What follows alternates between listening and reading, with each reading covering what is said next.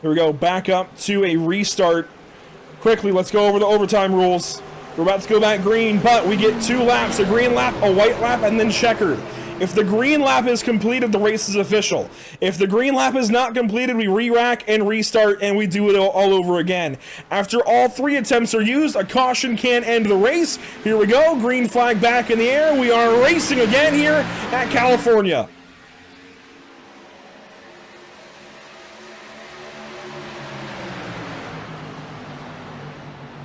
Already contact there with Joe Lawrence. He's trying to hang on. He pedals the car, but it holds up. No rainwater. Out front is Vicente Salas, and it is Lane Riggs. A heck of a save by Joe Lawrence as they are single file. Riggs and Salas duking it out, trying to do what they can to fight each other for this win. Riggs is trying to find a way around on the top side, but as they come around, it's going to be white flag in the air, presented by Whiplash Simcams. We are going to make this race official, and we're going to finish it on my favorite number. White flag is in the air. Riggs underneath Salas for the lead.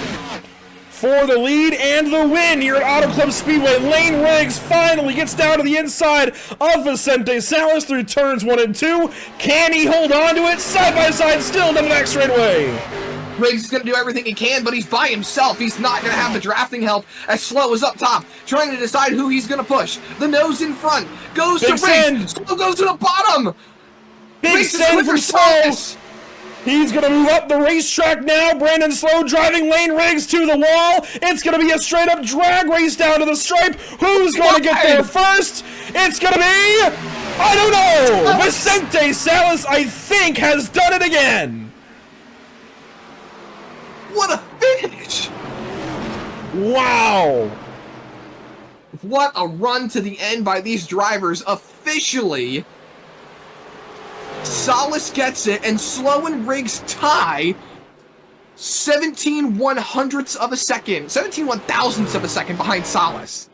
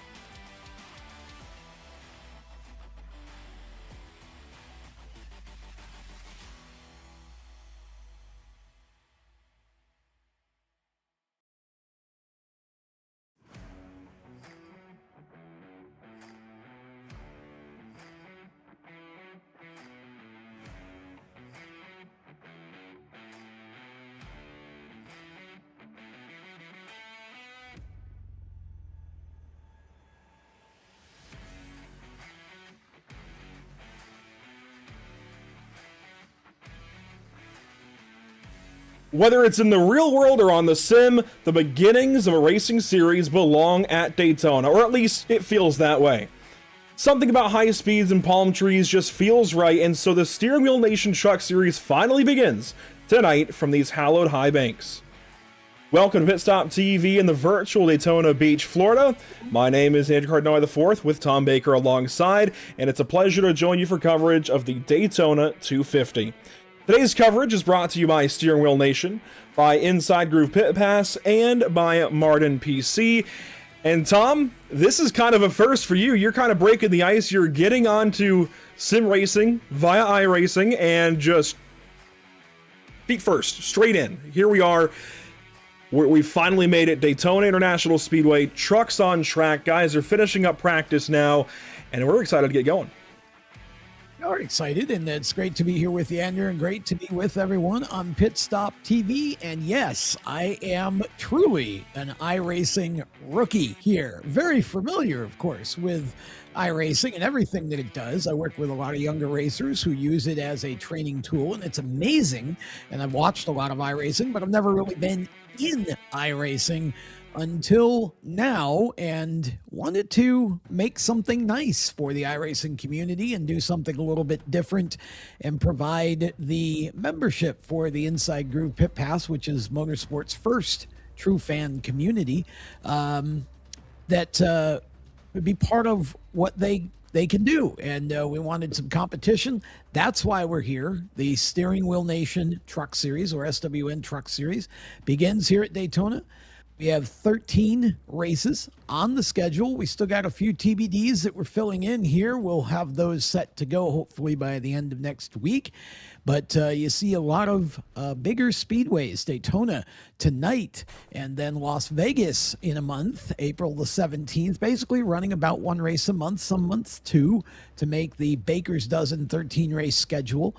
Nashville coming up in June, Michigan in July, Atlanta, and somewhere else, maybe Richmond perhaps in August, Talladega, and somewhere else in September, and then Chicagoland in October, Phoenix in November, and we're going to do something really, really unique with the November 20th race, but we're not ready to announce that yet. And then we'll close the season out at Homestead, Miami. The November 20th race will not be a points race. It will be quite a race, however, so 12 races will count for points, and we're going to have 4 of them throughout the season that will be charity races as well. Going to try to raise some funds for some good causes through the racing, so we're excited and happy to be a part of iRacing, and we hope that we'll get more and more racers for the series here. We welcome everybody with a C rating or higher, and we want these races to be fun and hard-nosed but clean is what we're going for here. So hopefully everybody will have a good time. The winner will get some press throughout our Steering Wheel Nation media on the TV show and throughout social media, and we're going to treat this as if it's real. So we're going to do a lot of pre-race and post-race media and driver features and such inside of the Inside Groove Pit Pass and across Steering Wheel Nation's media network. So really excited to be doing this, and just looking forward to getting things underway here.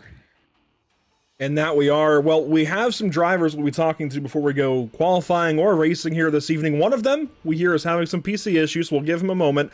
While Finn works that out, Tom, we've got, well, not just cars on track here at Daytona. This is, of course, the SWN Truck Series. Let's take a look at exactly what these guys are racing. The 2026 NASCAR Craftsman trucks.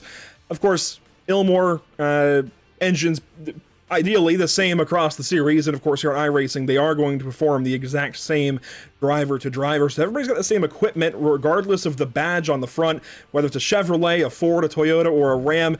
It's all going to perform the same. It's up to the driver, especially with these fixed setups, to make the difference out there on the racetrack. And there are really all the specifications on these trucks. Honestly, Tom, we can kind of throw most of this out the window tonight. The big important thing is these things punch a really large hole in the air, so even with only a couple of cars in the pack maybe at times, these guys are going to have incredible pushes to give to the trucks ahead and shove guys out into the front. And these guys will be able to make a lot of moves over the course of the evening. 100 laps tonight, we'll get to that in a moment, but plenty of racing for these guys, and definitely very capable race trucks to do it. Yeah, should be an interesting race. We've got a number of drivers who are actual racers of one variety or another. We'll talk about those stories as we get into our night of racing here. And then we've got some that are sim racers. And so a mix of experience and all of that. So it should be fun. And of course, for those of you who care, as of this year, the Ram is back in the NASCAR Craftsman Truck Series. And so honestly, I'm happy to see it, to be quite honest. I love seeing multiple manufacturers, and I miss the Dodge badges in NASCAR. So happy to see Ram make its re-entrance, and I would suspect perhaps that we might be talking about some sort of branded car in the next year or two in the other series. But excited about what we got going on tonight. Time will tell on that front. I know as soon as it released, I went and painted myself a Ram, as you saw there in the picture, just to get it on track. I love it too, but I think we've got mostly Chevrolets and Toyotas out there, even some Fords. But our first driver we want to talk to is Finn Robinson, and he's ready for you, Tom. Here he is. All right, Finn Robinson, our lone driver from the UK. He is the most American Brit I have ever met.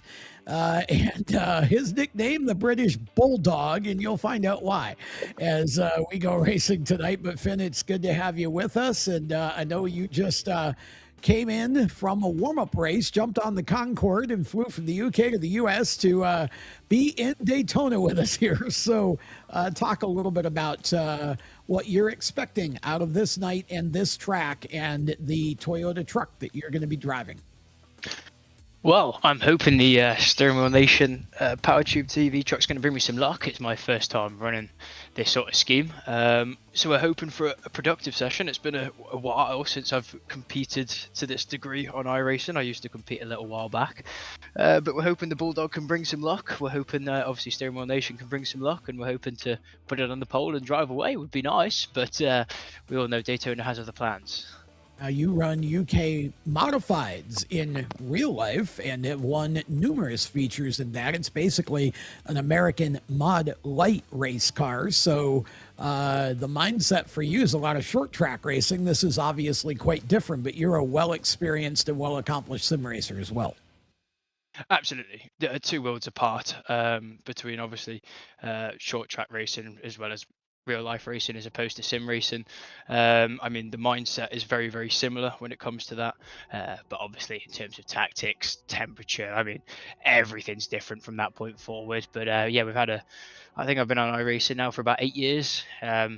Won some nice races, collabed with a lot of nice people, ran some good charity events, and met some great guys along the way, and it's led me to this point. So fingers crossed we keep moving upwards and onwards, and this thing will grow bigger than you can ever believe. Well, certainly wish you all the luck in the world tonight, Finn. We appreciate all your help that you've given us to put all this together, and looking forward to seeing you in competition. Appreciate that. Thank you very much. That's Finn Robinson, our UK racer. He's from Telford in Shropshire, if any of you are wondering, and he is certainly a very talented young racer on the track and on the sim.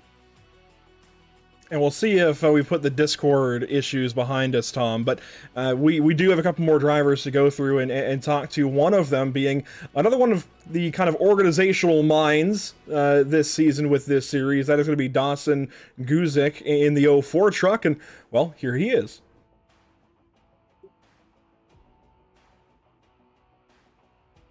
Our pre-race continues here from Daytona, and we've got another driver joining us who, again, I have known for quite a while, and Dawson Guzik out of Pennsylvania is a former two-wheel racer.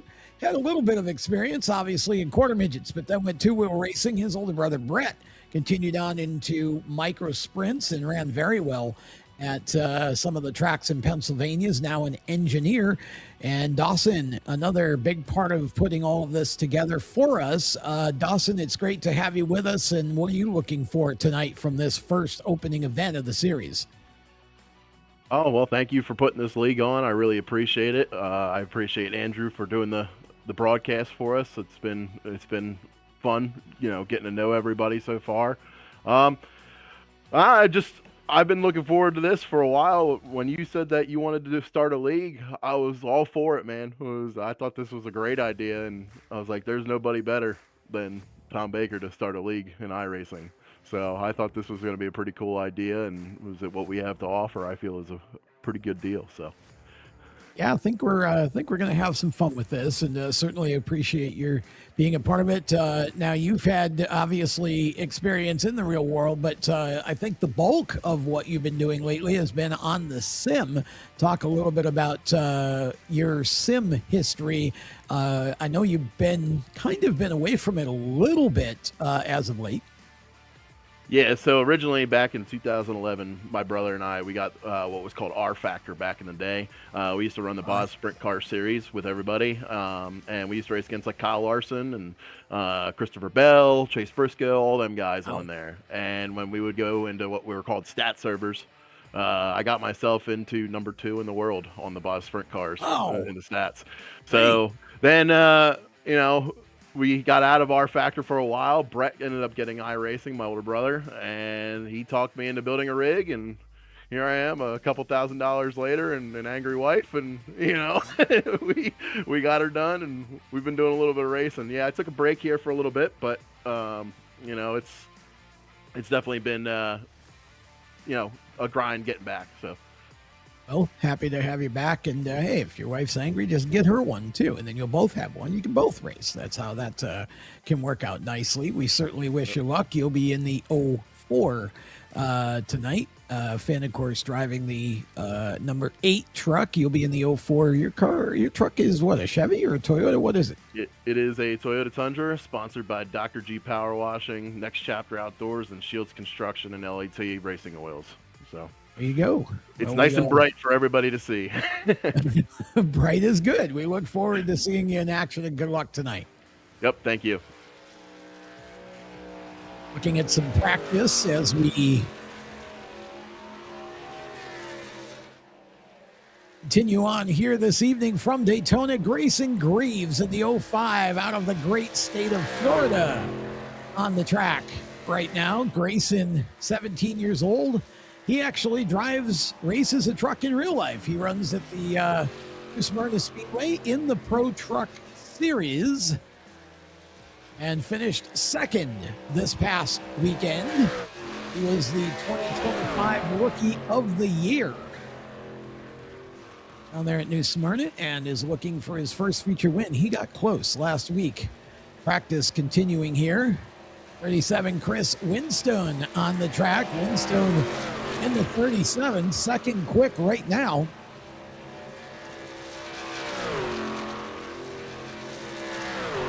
Alton Kiro first quick.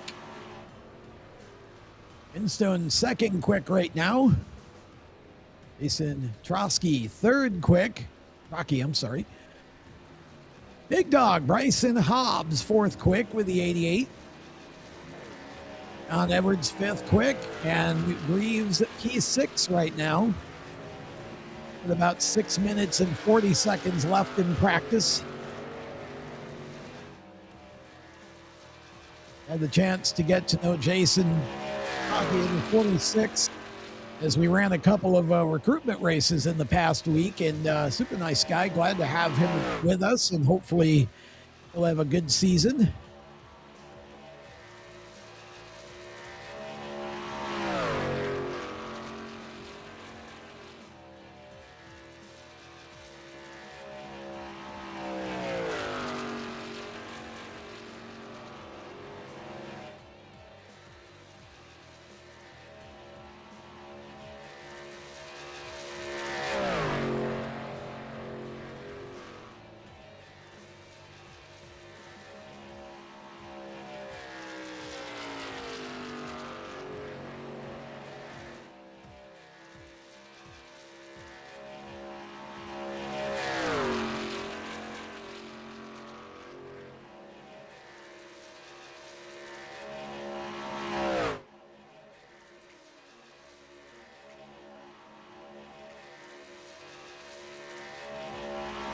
And so, with about 5.5 minutes left to go in qualifying, having some technical difficulties on the Discord side, but we are going to have Grayson Greaves as that third driver to bring to you, Tom. And you were talking all about him there for a moment. Well, here he is. All right, Grayson Greaves, our Florida-based driver, competing with the 05 truck. Beautiful Truck Harbor Home Builders, one of the sponsors on that truck. And Grayson, good to have you with us. Talk a little bit about, first of all, your real racing, seat racing career, because you're running a truck in real life. Had a nice second place finish this past weekend at New Smyrna. Yeah, I mean, start off the season of pro trucks at New Smyrna. Speed weeks, it didn't really go to plan, but we knew we had a fast truck. Just had to deal with some engine problems, but it's all right. The first race of the actual season, started from 9th, slowly worked my way up, avoided a bunch of wrecks, including the big one, and ended up finishing 2nd after a DQ in the tech area for someone having unallowed parts on the vehicle, but it is what it is. Had so much progress shown and a lot of stuff that we liked, and just moving forward, we know what to look for, and know we have a fast truck, and we'll be hunting for the championship. Okay, well, we're looking forward to seeing how that works out for you and to having you as part of the series. I know you got some sponsors as well. Yes, sir. Got some sponsors. Harbor Home Builders, always there, you know, the first people that ever trusted in us, and glad to see that they're sticking with us for the long run. Got Atlantis Exterior Roofing, Ace Door and Windows, Kia of Port Charlotte, Custom Lawn Service, Just Counters and Cabinets, the Sod Guys, Optima Batteries and Precision Wraps and Tint, sticking with us for the long run. Grayson Greaves, wish you luck tonight, and appreciate you running the series with us, buddy. Yes, sir. Thank you for having me.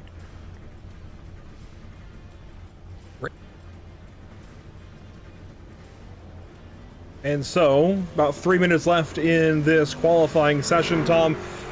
There was a slight oversight, it seems, when setting the session up, and drivers are able to turn laps altogether. Now, ultimately, I don't know if that's going to change a whole lot, Tom. Frankly, it's Daytona. Anything can happen anyways.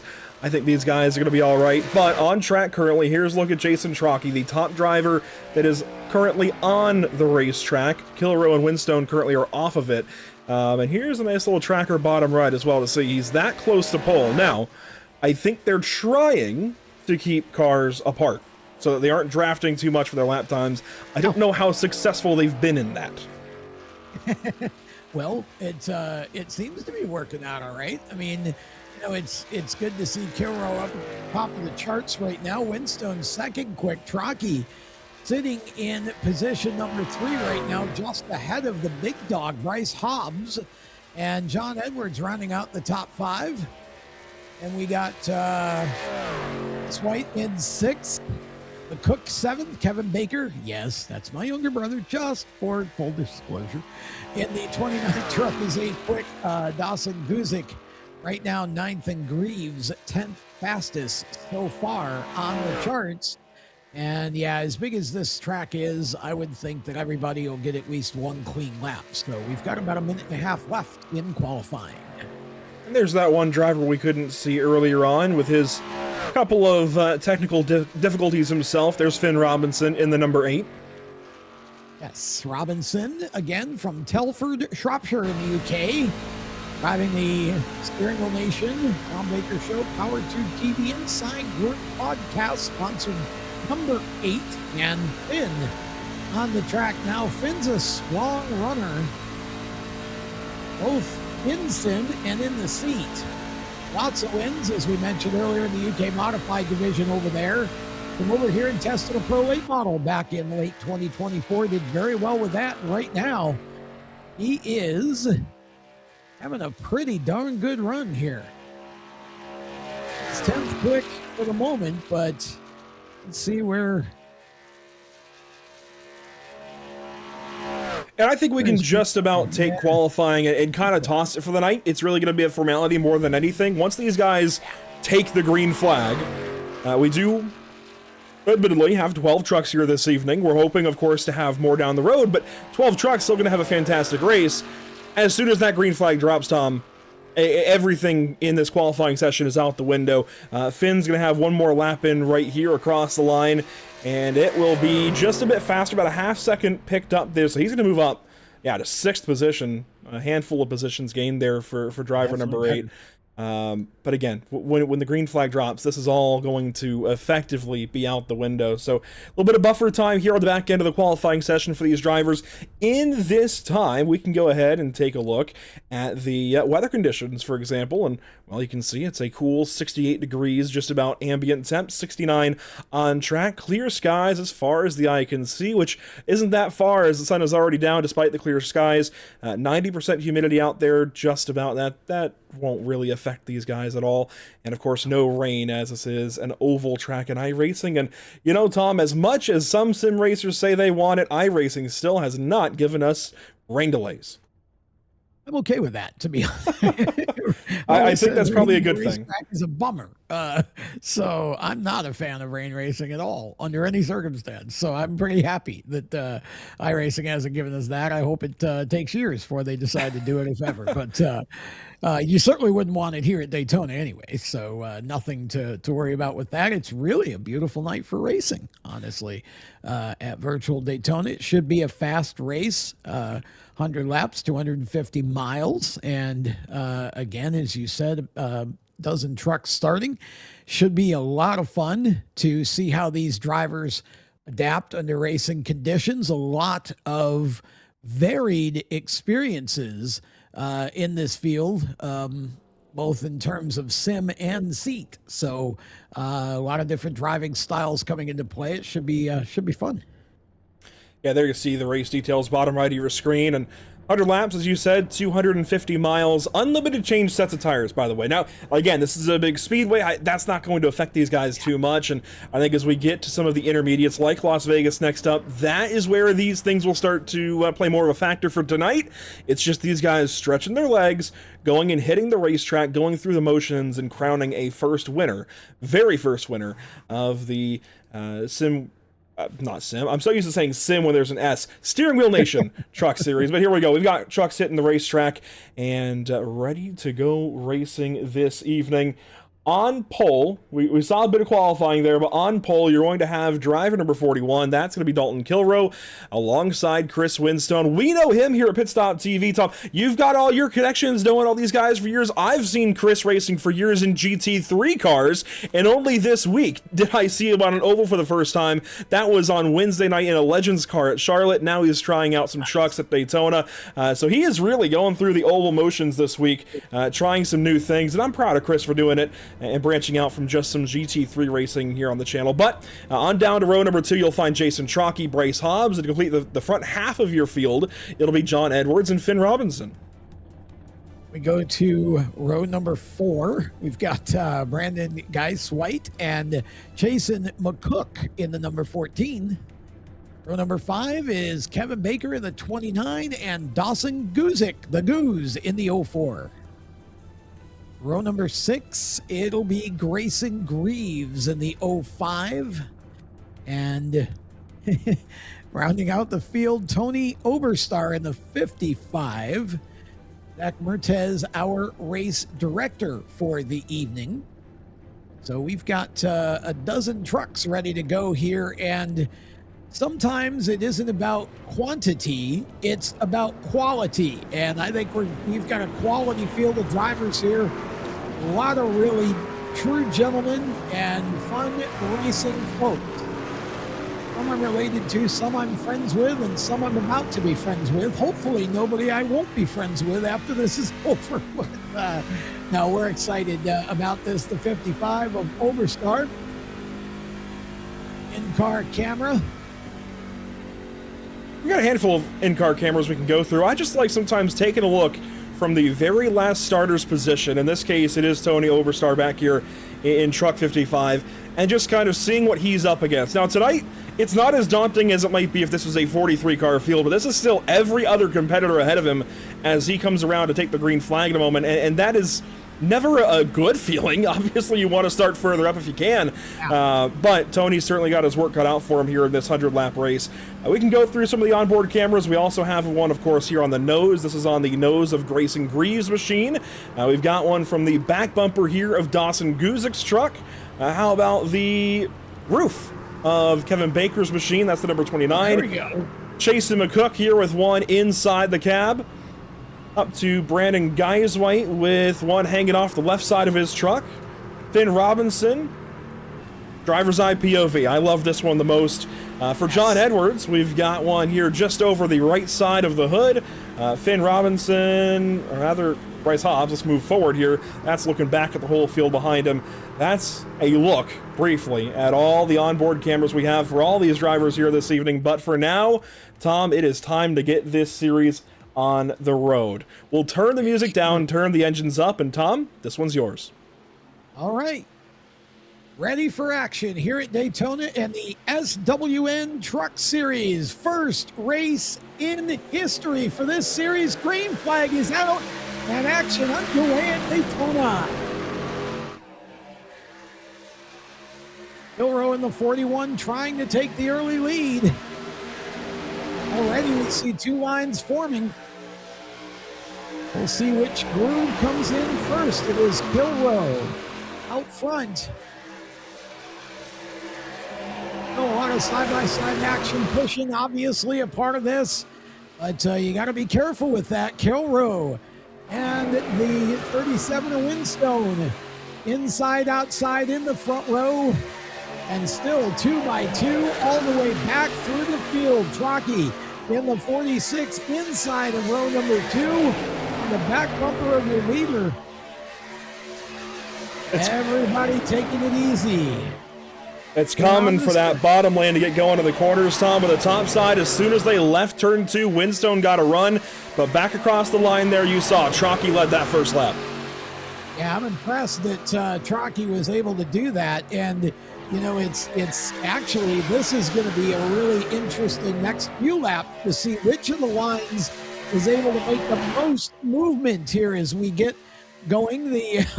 It's interesting to watch the back of the field and some of the trucks trying to figure out which lane they want to actually ride in for a little while.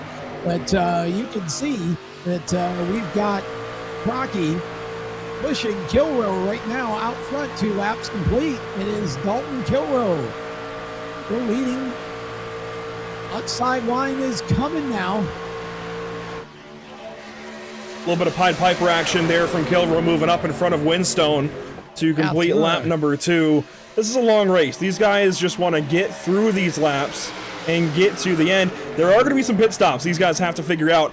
And the question is really, do they want those to be under caution or under green? Do they want to mind their P's and Q's or not? Well, I think you're going to see some varying strategies here. I know a couple of the drivers told me they were going to take tires, and so that might affect how they run this race. The fast lap so far, Kevin Baker in the 29, and Kevin is a good super speedway sim racer here. Kevin's raced go-karts on dirt in the past and has won races. He's a good racer, both in the seat, on the sim, and does a lot of tire work for some of the teams up at the Oswego Speedway. So Kevin knows what he's doing here. And he's sitting back there in the 7th place, but keep your eye on Kevin Baker in the 29 as we get further into this race. Watching on board from his perspective, currently looking up, that's Finn Robinson on the outside of the number 8. Directly ahead is Geiswhite, the 25 truck. Everybody just kind of playing nicely here. I do see some 3 wide though ahead. In fact, right behind John Edwards, that 88 of Hobbs shot the middle, was able to get ahead. It's no longer 3 wide. Here we go though, back around the banking, lap number 4. Still so early. It is early, and it's actually it's been interesting to watch the varying levels of aggression here in the first few laps. Nobody's crossing the line, but there are some folks who are wanting to race and just can't find room, I think. Also interested to see that we actually do have at least one Ram in the field. That's right. The number 9, Johnny Edwards in the number 9 at Dodge Ram. Nice to see somebody chose a Ram to start the year in this series. I like seeing that.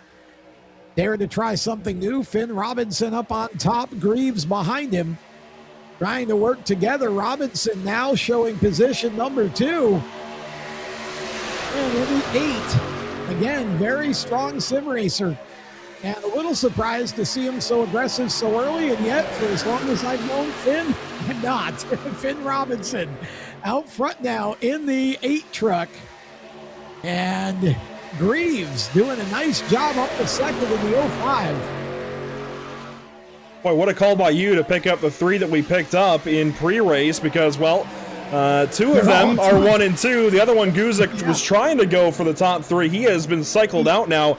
He has no help up top. Winstone not wanting to get too aggressive on his bumper. Again, Chris Winstone, he's a GT3 racer. He runs road cars, road courses. He doesn't do this oval thing as much. He might not be so apt to go and give a shove to Guzik to get him going right now, as these guys are settling in to what is now just about a single file line. Never mind, they picked up quick on the outside.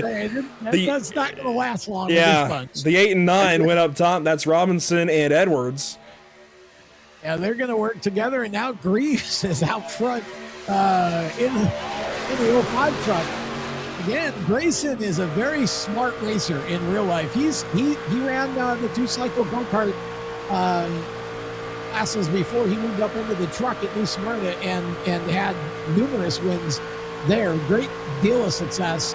So he's out front right now. I love the Raising Cane's truck, one of my favorite logos. I've only eaten there one time, actually really enjoyed it, but I just love the colors, the logo on that one.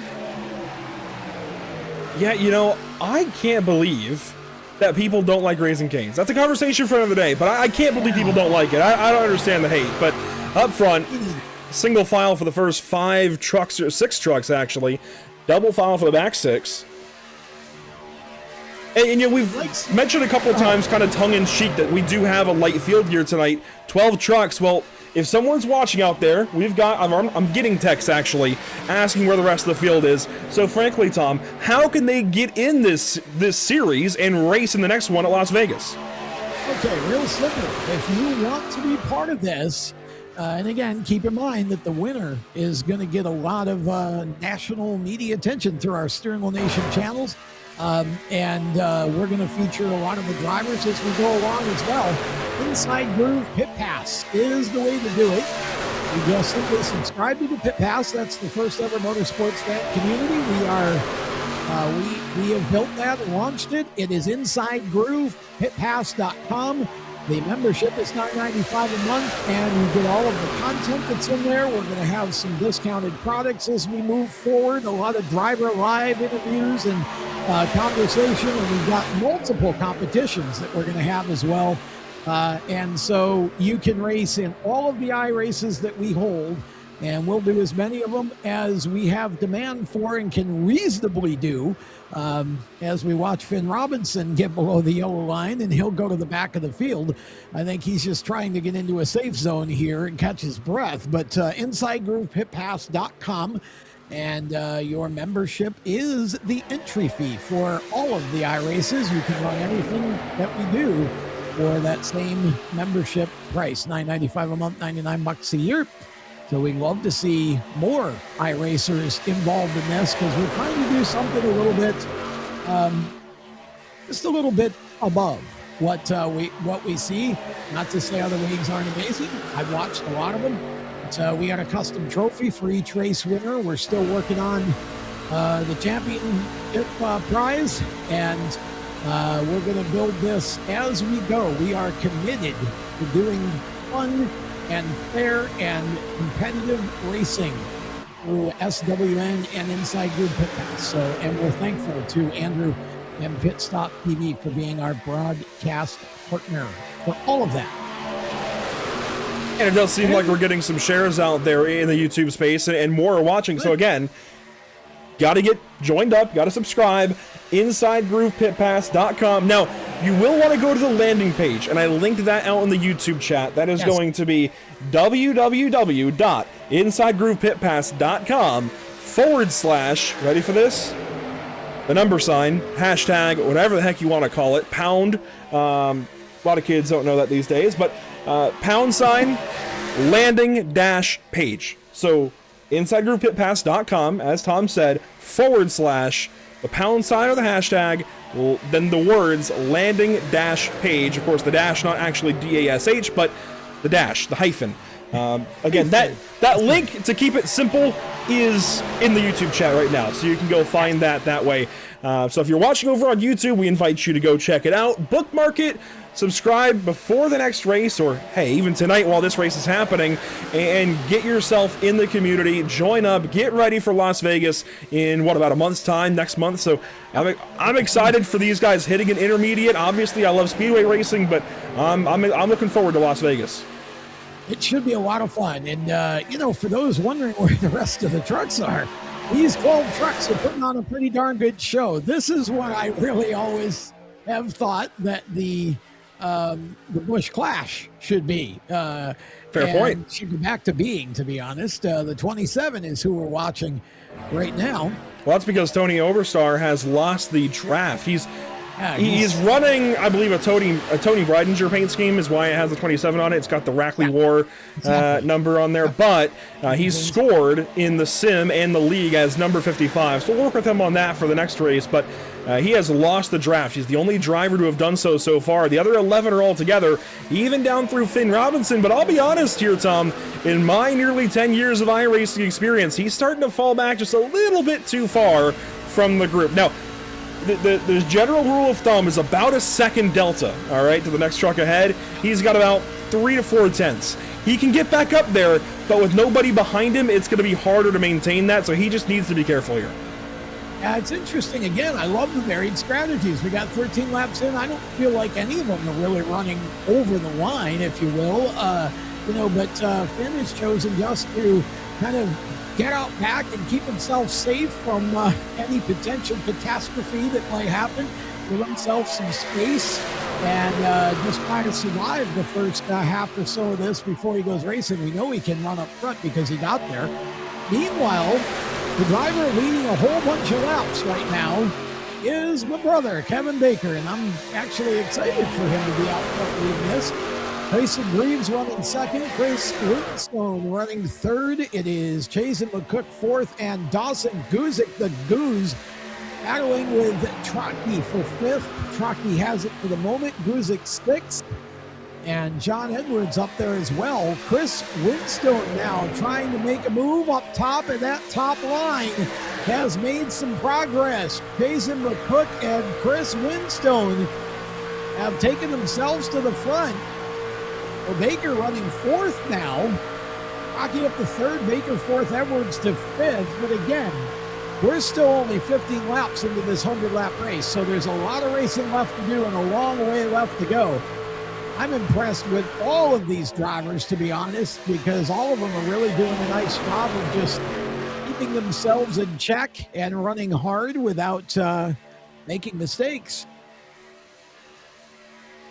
Yeah, so far a very clean opening 14 and a half laps as the one truck off pace is Tony Oberstar. We certainly hope to get a caution at some point. Not anytime soon, I think, but at some point to get him caught back up, hopefully before he goes a lap down, but I'm sure we'll cross that road when we get there. For now, 15 laps complete this time by a great change of hands at the lead the last few laps. We saw Winstone get a lap lead, now McCook gets one, and we've got the 46 of Trocky coming back through, so plenty of moving around at the front. It's not like these guys are just sitting single file waiting for impending doom at some point. They are racing here, and these guys have pit stops coming up very soon. We were talking with the resident experts, if you will, Dawson and Finn, the last couple of days about when we might expect pit stops. Well, with this 100% fuel limit, these guys expect to pit somewhere around 30 laps complete for the first time. We're halfway there. This is probably a 3-stop race, I think. So again, there's plenty of opportunity even for Overstar to get back in this. He's just got to play it right.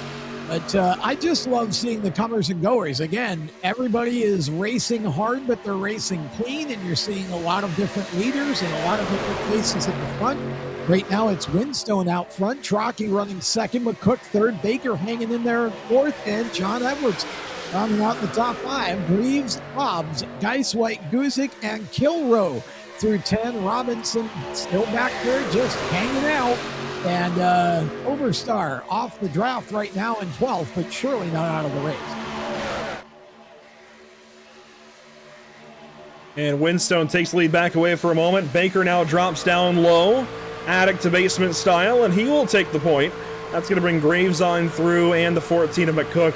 Winstone going right back to the kind of mid portion of this field. There's the 25 of Geisway underneath him.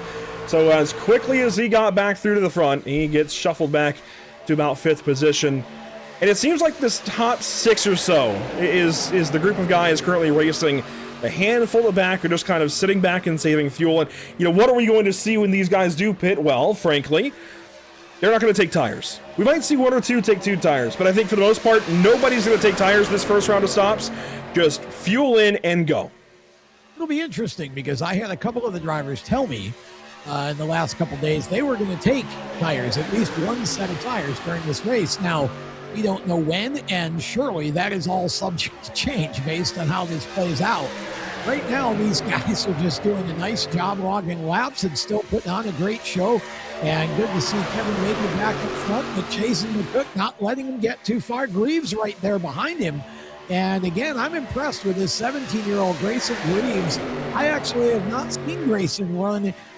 He's one of our Steering Wheel Nation drivers that we promote, along with Finn Robinson as well.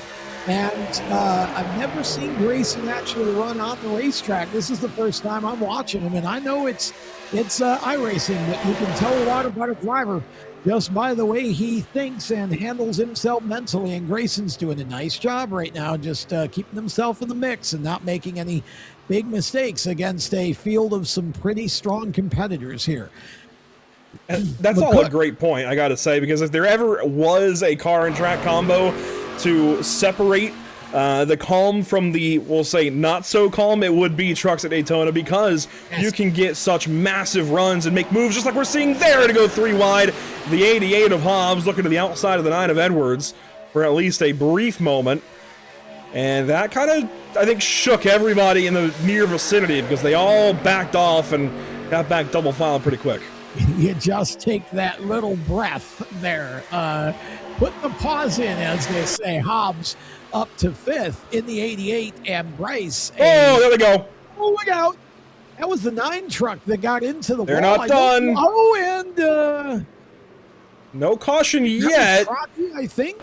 Wow, the whole field has just been completely split up. Hang on to it, Edwards. Wow. That is John Edwards. And slideways with Ram. And gets it back under control. It's going to be an early stop for him.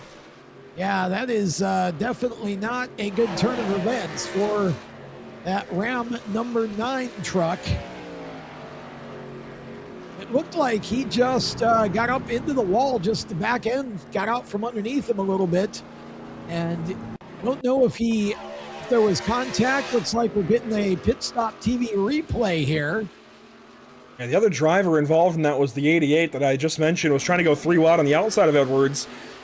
I'll be honest, I looked away for just a half a moment. I looked up, and these guys are making contact, and it's the exact same thing. Okay, yeah, Hobbs is trying to go on the outside, and Edwards just happened to come back up at that moment. They made contact. You see they all kind of bounced around for a moment, but they figured it out. No crash. Yeah, no crash, but a tough break for the number 9. And yeah, watch, keep your eye on that 88 truck on the top, the second white truck on your screen.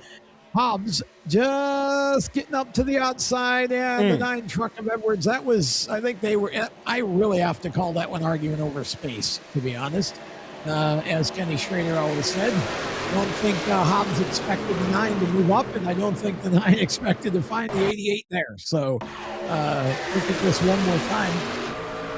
Here's Hobbs' perspective. I mean, he has a massive run, just as I was talking about, and this separates kind of the calm from the not so calm. Edwards trying to stay calm. Hobbs trying to go forward. I'm going to log that as not so calm there.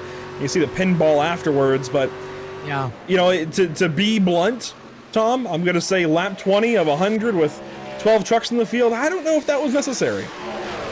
Yeah, it was definitely an aggressive move on Hobbs' part, but then again, he had a run and thought he had the run, just wasn't clear, as they say. So Hobbs back in 10th right now. Edwards 11th. and we'll see how everything works out for those two trucks as we go forward. Bryce, a well-experienced racer, very good in the go-karts, and has run some open wheel cars as well, and has done a great job, and we're happy to have him in the league. And John Edwards doing a really nice job in that one. So again, probably a little over-aggressive on Bryce's part, but it's going to happen on these super speedways. It is, and as much as I say it's not necessary, racing is racing. He's got the steering wheel in his hands. He sees a gap. He wants to go forward. Hey, that's his prerogative. It just didn't work out in that moment. Edwards, I don't think, was expecting it, or maybe was trying to block it. I'm not entirely sure, but regardless, they made contact, and we saw what happened as a result. And now you see Hobbs leaving the pit lane. He's going to drop a lap down and join Edwards and Overstar 1 lap down. I'm not entirely sure why Overstar pitted, but he did. About 5 laps ago, he took 4 tires and fuel. Edwards, it looks like, took 4 tires and fuel, which certainly makes sense with the damage. Hobbs did as well. But again, when these guys come in and pit as a group to try and stay competitive towards the front, it's going to be no tires, I'm sure. I guess the one that might actually take tires would be Winstone. He might not know not to take tires.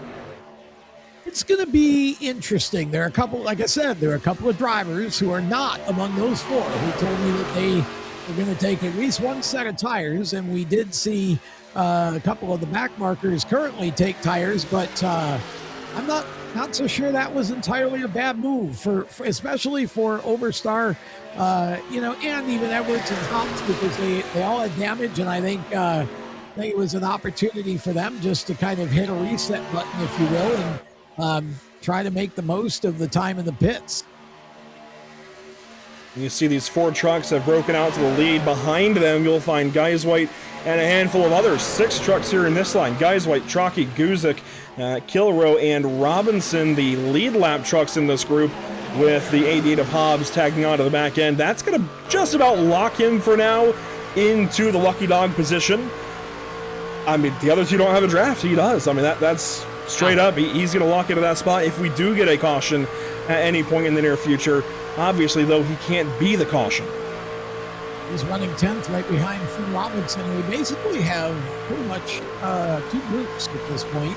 It'll be interesting to see if all of these drivers actually do pit together and what kind of strategy gets worked out here as we get closer to lap 30, and to see how that all shakes out. Right now, it's Jason McCook doing a fantastic job out front with a 14. Chris Winstone running in 2nd. Kevin Baker in 3rd. It is Grayson Greaves 4th. And Geiswhite running in 5th. Rocky, Guzik, Kilrow, Robinson, and Hobbs back for 10th. And then Edwards and Overstar. And look out, boy, that bumper cam is... that's quite a shot, and you can tell that Traki is definitely having a good run for that 46. It's close when they running in single file order. There's a lot of pushing and contact, but again, everybody doing it well so far. No major incidents other than the one that involved Hobbs, and that was just a run that didn't quite happen the way he expected it to. A lot of racing yet to go as we're just nearing up on a 3rd way through this one. One thing we can look at that we have not yet, and honestly, we might not use it again this evening if this thing stays as green as it has been, but yeah, I typically look at this graphic to see how many cautions we've had. What we might use it for tonight actually is the lead changes. 9 lead changes so far in 27 laps. That's 1 every 3 laps. That's a pretty good trend so far. Obviously, the last 10 or so has been impacted by the fact that, well, these guys are single file and spread apart. Otherwise, it would be much higher at this point in time. But you see, plenty of time for these guys to get this race in. A just about 400-kilometer race. And pit stops are looming. Yeah, we're getting closer. I'd say in the next 3 to 5 laps, you're going to start seeing drivers pit, if not before. And again, we've got, it's kind of broken up, but yeah, it's really interesting to watch this because McCook is kind of leading. It's his group of 4, and those guys seem content just to ride together, log some laps, not be super aggressive about who's leading, just to pull themselves away and work together. And then you've got the second group that guys like Rocky Guzik, Kilroy, Robinson, and Hobbs that are all kind of together as well. And so it'll be interesting to see if the groups hit together or if we start seeing drivers kind of do their own thing on their independent strategies. But Jason McCook is doing a nice job leading the pack with 29 out of 100 laps complete here at Daytona. I want to say a special thank you to Brian Haynes and Martin PC for their support of the SWN Truck Series and the Inside Groove Show and Pit Pass. Martin PC, we're looking for the best in gaming, computers, and sim rigs. Brian and Martin PC is the place to go. Martin, MARDONPC.com. Part of this story, Brian, a racer himself, won the International Classic for the small block supers at the Oswego Speedway a couple years ago. And Brian's still a racer up there in the SPS class. So Brian understands both seat and sim, and he builds great stuff. We're thankful to have him as part of our series. And of course, we can give a quick thank you to our partners here. Every broadcast would not be possible without them. Quickly there, you see Whiplash SimCams, MX Wraps, ATVO, Murder Esports, CC's Visas, and the North American Racing League. And I wanted to bring this up actually because, Tom, a little thing we do, just to have a little fun each broadcast, is the Murtis Esports Mega Miss. Can you believe who came up with this one? It was not me. Hint, hint. It might be that guy playing Race Control this evening. But the Murtis Mega Miss, and I actually love this. He came up with it, and I said, you know what? That sounds great. Sounds fun. Basically, anytime we see a near miss on the racetrack, we can go ahead and nominate it. It's not an official vote or anything. It's not super formal, but we can talk about it. And Zach Murtis, does do a fantastic job on his budding new, coaching group. And that you see the Discord invite link at the bottom of this graphic. You can search Zach Murtis on basically any social media and find him and get in touch. He does offer some coaching availability, so if you're looking to get maybe into this league but maybe aren't fully confident in the truck yet, maybe that's an extra avenue, Tom, where these guys who maybe want to learn a bit more can use Murtis as kind of a leg up to get into the series and go racing here this season. I think that could be a great opportunity and avenue for maybe the average Joe iRacer to still find a way into this series and participate. As we've got pit stops here, finally, lap 32 of 100. This is going to be a really interesting and tricky fuel spot as one is in the wall back there. Oh, we got one car on the wall. That is the 46 of Trocky has crashed. I don't know if did he actually touch the wall. Not sure if he did, but he certainly spun the truck. That's for sure. We're looking at Guys White now in the 25. That's a gorgeous looking truck. Oh, by the way. And let's see if we can figure out what happened to 46. Oh, I don't know if. Oh, he hit hard. Wow, that was a hard impact for Jason Trocky in the 46. And not sure if there was. Let's see if we've. So this is kind of a two-part. This is going to be the first look. It is Guzik right here. Trocky is going to end up just about lifting for the pit lane on the racing line still. I mean, he out of the gas there, and he's still above the double yellows. So that's a big learning moment there for him. You got to be off the racetrack. Unless you know the guy behind you is joining you in the pits, you've got to be down on the apron before you let off. And then, yeah, you saw that little extra bit ahead. So we'll see this again for Trocky for just a moment as they work off the corner. He's going to lift, then he gets hit. And then for the 25 of Guys White, he's trying to roll it down, wheel hop, chatters the rears, and boom, into the wall himself. Also a hard hit for both of those trucks. So we'll see how that affects their race night. Meanwhile, Guzik, Robinson, and Kilrow have all gone an extra couple of laps, and clearly these three are working together. They've got Hobbs with them for now, but he's going to be left as these three will depart for the pit lane. So, lap 34, This is what I was talking about. These guys being in kind of a precarious position on fuel. These guys put in the work. They just got themselves good to make it a 2-stop race if this race goes green by getting just past lap 33. The other guys pit on lap 32. That's going to be just shy of making it where they need to on fuel. As Guzik just had a big moment trying to pit. As much as work they just put in to get to this point in fuel strategy, he just undid it all. Yeah, he might have knocked out half his team, too. I don't know how many people he struck there. Golly.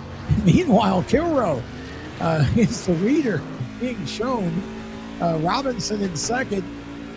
Guzik third, and McCook running in fourth. But again, we've got a lot of racing left to do here because they're all in and out of the pits. So we'll see how this all shakes out. We've got at least one more stop for about half the field, and some may have to do it twice. We'll see what kind of chances get taken here as we get toward the end. Again, the key is if we keep going green without a caution, this is going to get really intense for these drivers because then they're going to have to start thinking about how they're going to play the rest of the race out as far as fuel. And I am shocked. There was not a single, it's like they made a pact. There was not a single no tire stop in that round for anybody. Everybody took tires. Well, and that's, you get a lot of talk, right? You talk to them in the garage before the race, and some of them tell you that they're going to take tires. And then some, we're not going to take any tires. Tires aren't that important. And next thing you know, they're all taking tires. So you can't believe anything the drivers say in pre-race, to be honest. They're not going to tell you the truth. Garage Talk. If that's not a podcast name yet, it needs to be. It is. Somebody out there who, I was going to say. Yeah. Folks at PRN had that one a while ago. Otherwise, I would have. It's Jason McCook running out front. And Greaves in second. Kevin Baker in third. And again, you got to compliment all three of these guys because they've been up front in the top 3 or 4 for a long time. Lindstrom as well. Kilrow running fifth. Robinson now is back in this. Now, again, you look back to the beginning of the race, and Finn just backed himself out and basically just stayed to himself at the very back of the draft. Didn't really get too excited. And now he's up in 6th, while everybody else behind him, Hobbs, Guzik, Geiswhite, Crocky, Edwards, and Overstar, has had either some sort of incident or in Overstar's case, he just, fell off early and continues to run at the back of the field. But Ben Robinson seems to have played this right because now he's basically right back in this. And you know what?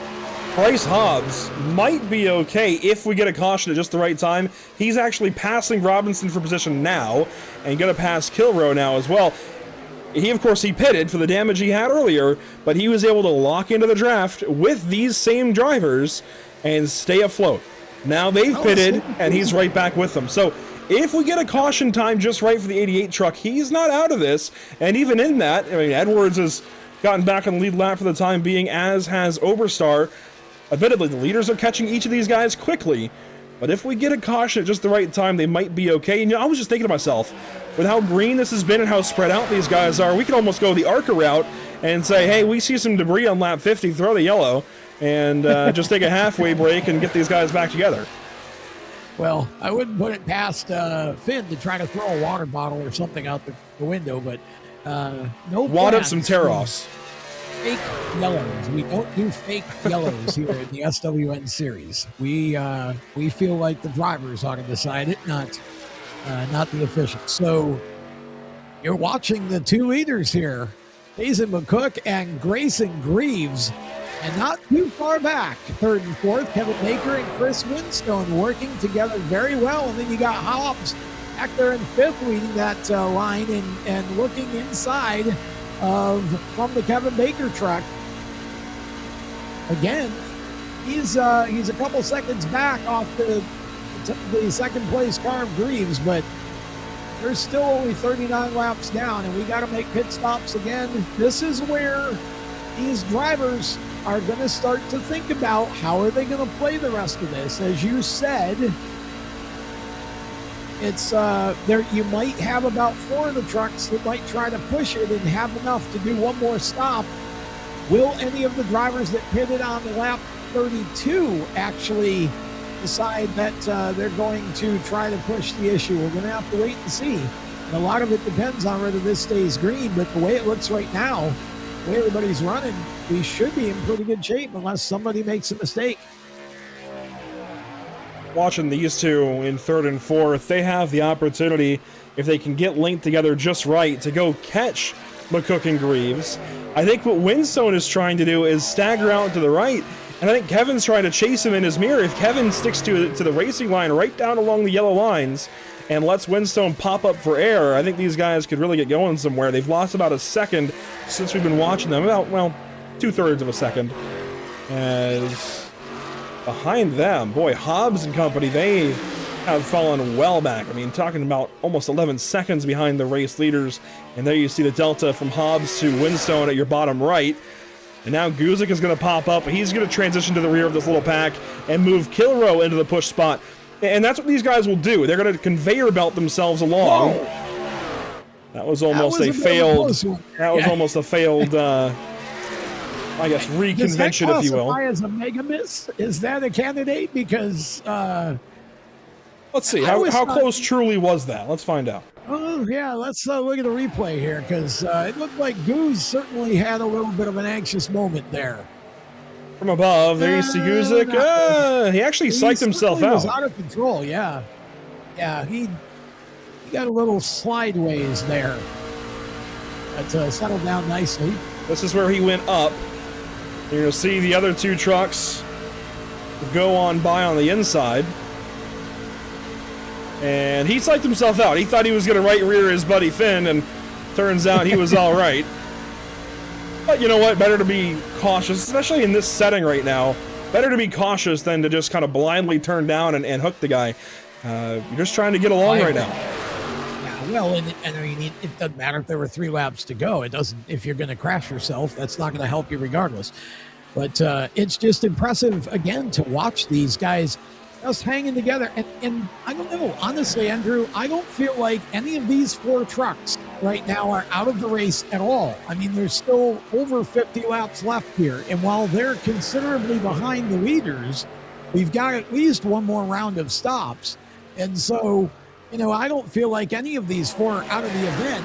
I actually think in some ways it's probably good for them just be running single file at their own pace right now and not even have the option of trying to be too aggressive and go for the lead, because it just gives them a better chance at a stronger ending to the race. It's just weird how this has worked out, with the field almost being split right in half. Let's also remind ourselves that when they pitted about 2 laps later, and that gets them just clear into where they should be able to do this on a 2-stop strategy as opposed to a 3-stop. So if they're able to follow through with that, despite Guzik's little mishap there on his first stop, I think these guys are home free if they can eliminate a pit stop. If this thing goes wire-to-wire green, the 41, the 8, the 04 will be fighting for the win. They went the longest. They have the most fuel to go the farthest. Question is then, do we get a caution? And then the other question is, what kind of strategy can the leaders play? Mason McCook, Grayson Greaves, Kevin Baker, and Chris Winstone. What kind of strategy can they play to kind of undercut or get themselves back into this? I mean, how do they push themselves toward the end of the race? Do you really think that there's no way that any of those 4 trucks can get to the end on one more stop? It's possible. I will say one thing they need to start doing is switching off who's leading. Because right now, as they have picked up a couple of lap trucks in Oberstar and Edwards, McCook has been leading all these laps since they went back green. Grayson Greaves has not led any.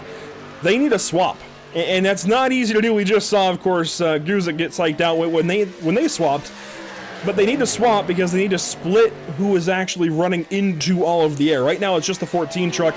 He's going to burn significantly more fuel, while Greaves can kind of lift off and save a little bit running less throttle. I don't know if they're going to do that.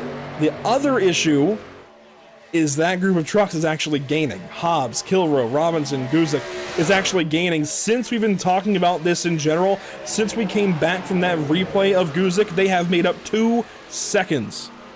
Wow. Well, that's interesting, and you raise a good point about the leader, because McCook has led so many laps now, and we all know that the lead truck is going to burn more fuel.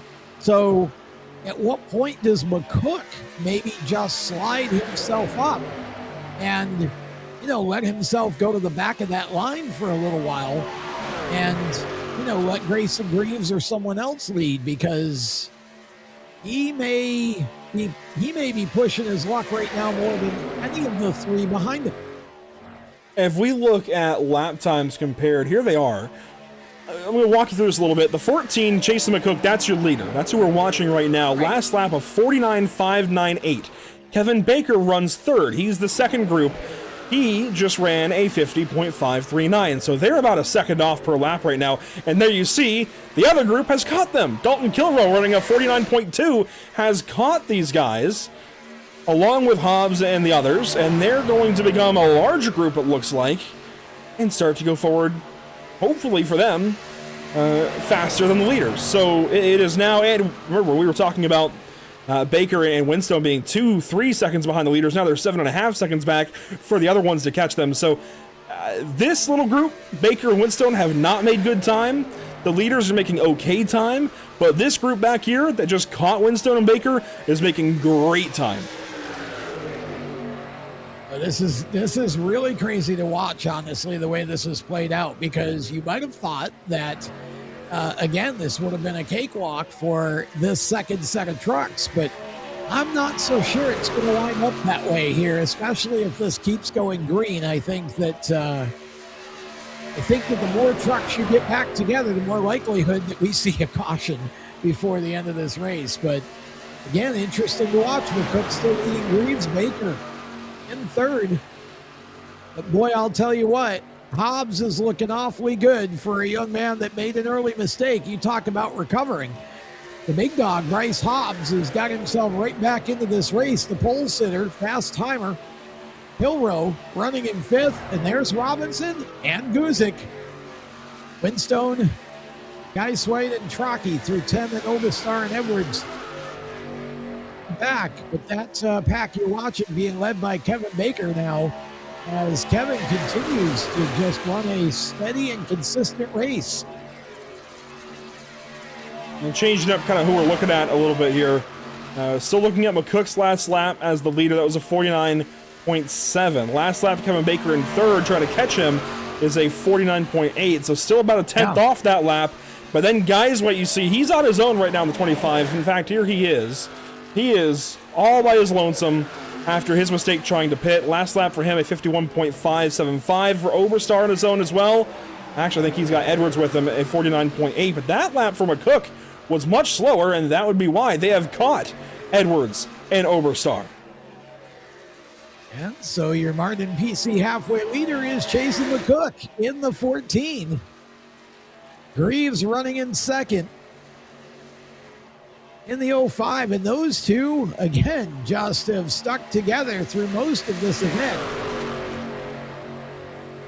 as they come through some of the slower traffic there. You see the 27 of Obastar and the 9 of Edwards. Edwards involved in that earlier incident. Obastar. Oh, Obastar in trouble now. That's not how that's supposed to look. Roll up. Oh, man. That's going to hurt him even more. It's already been a rough day. Yeah, he was raising a little bit of cane, that's for sure. There you go. I've been saving that for just the right time. You know, I was about to say, if I had a nickel for each time that you've made a reference to something around baking as somebody with the last name Baker, I'd have 2. You had the Baker's dozen earlier looking at the schedule, and then you said it should be a cakewalk for somebody a few minutes ago. Now, I'm not saying that that's that crazy, but it is a little interesting that I would have 2 nickels right now. Oh, yeah. Look it. I like food. I can't help it. Chasen McCook continuing to run out front, and you wonder now, these two have kind of gotten away from the rest of the field. you wonder how that affects their strategy going forward. Because we had 4 trucks and then a group of 5, I think, that were working together before, and now you've got McCook and Greaves that have separated themselves. So what does that do to their fuel mileage, and how does it affect the overall strategy of the event with just the 2 of them working together now? Kevin Baker leading that second group from 3rd. Hobbs running 4th, Kilrow 5th, Robinson, Guzik, Winstone, all there. Haven't talked too much about Kilrow, but again, he's run a nice race so far, just hanging in there. He started pole and led briefly, but he stayed in the top 5 for a lot of this race, and he's definitely still one to watch, depending on how this plays out. Robinson, I know Finn well enough to know that he's just sort of hanging there. He's where he wants to be. He's not trying to get too greedy at this point. Kevin Baker in that Polaris 29 just doing a nice job of hanging out in front of Hobbs. That's got to be difficult. I'm not. That's something I've never done, is this type of racing, and it's got to be difficult to hang on to the truck in the draft like that when you got somebody around you. Hobbs now. I don't know if he slid up or might have maybe gotten tapped, but Bryce Hobbs is going to go back about 4 spots with that number 88 because he has got no help up top at all, Andrew. I think this is likely, it's one of 2 things, maybe even both. So he is due in the pit lane this lap, the next lap, maybe even the lap after, one of these 3 laps. Also, with how long he was pushing your brother there, Kevin Baker, he very well could have just gotten hot and needed to get out and get some air to cool the engine down. Either one of those could be true, it could be both. I was going to say, though, this might be an opportunity for Hobbs to kind of campaign a little bit as Oberstar gets the wall on his own there, I think trying to stay out of the way of the lead, well, I guess these leaders, if you will, but if you're Hobbs, you're campaigning right now. You're trying to talk to these guys who are maybe a little bit shorter on fuel. Hey, if you're going to make 2 more stops anyways, pit now, help me out so I can keep the draft and stay in this race, and it's not going to affect you overall if this goes green out to 100 laps, because if Winstone and Baker have to pit 2 more times anyways, they can afford to do so earlier, pit with Hobbs, keep him in the race, and they'll be okay. How much of that is happening, I don't know, but that would be some 40 chess if he is. I wonder... Caution!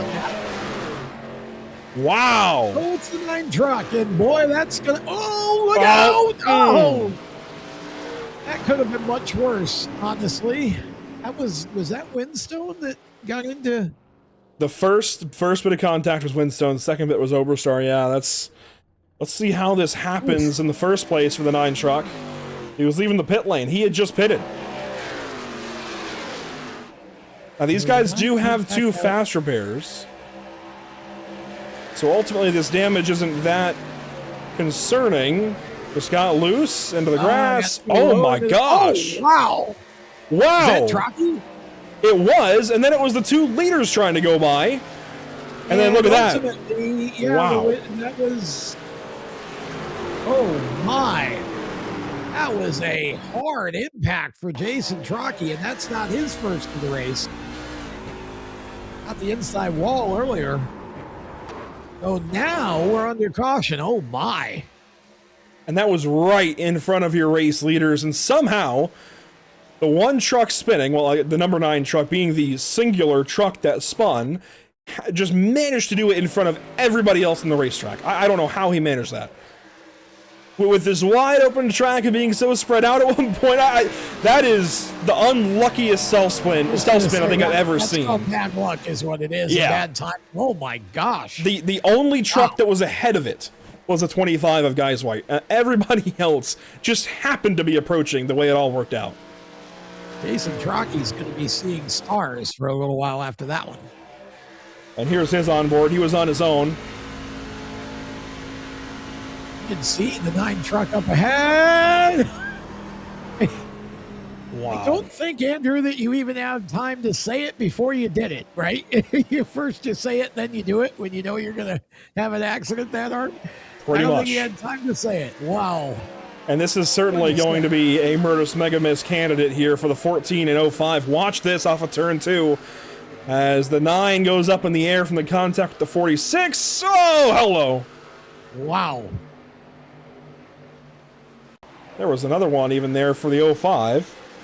Both of them just trying to get by the 46 as he careened off the racetrack after contact there with the 9 of Edwards.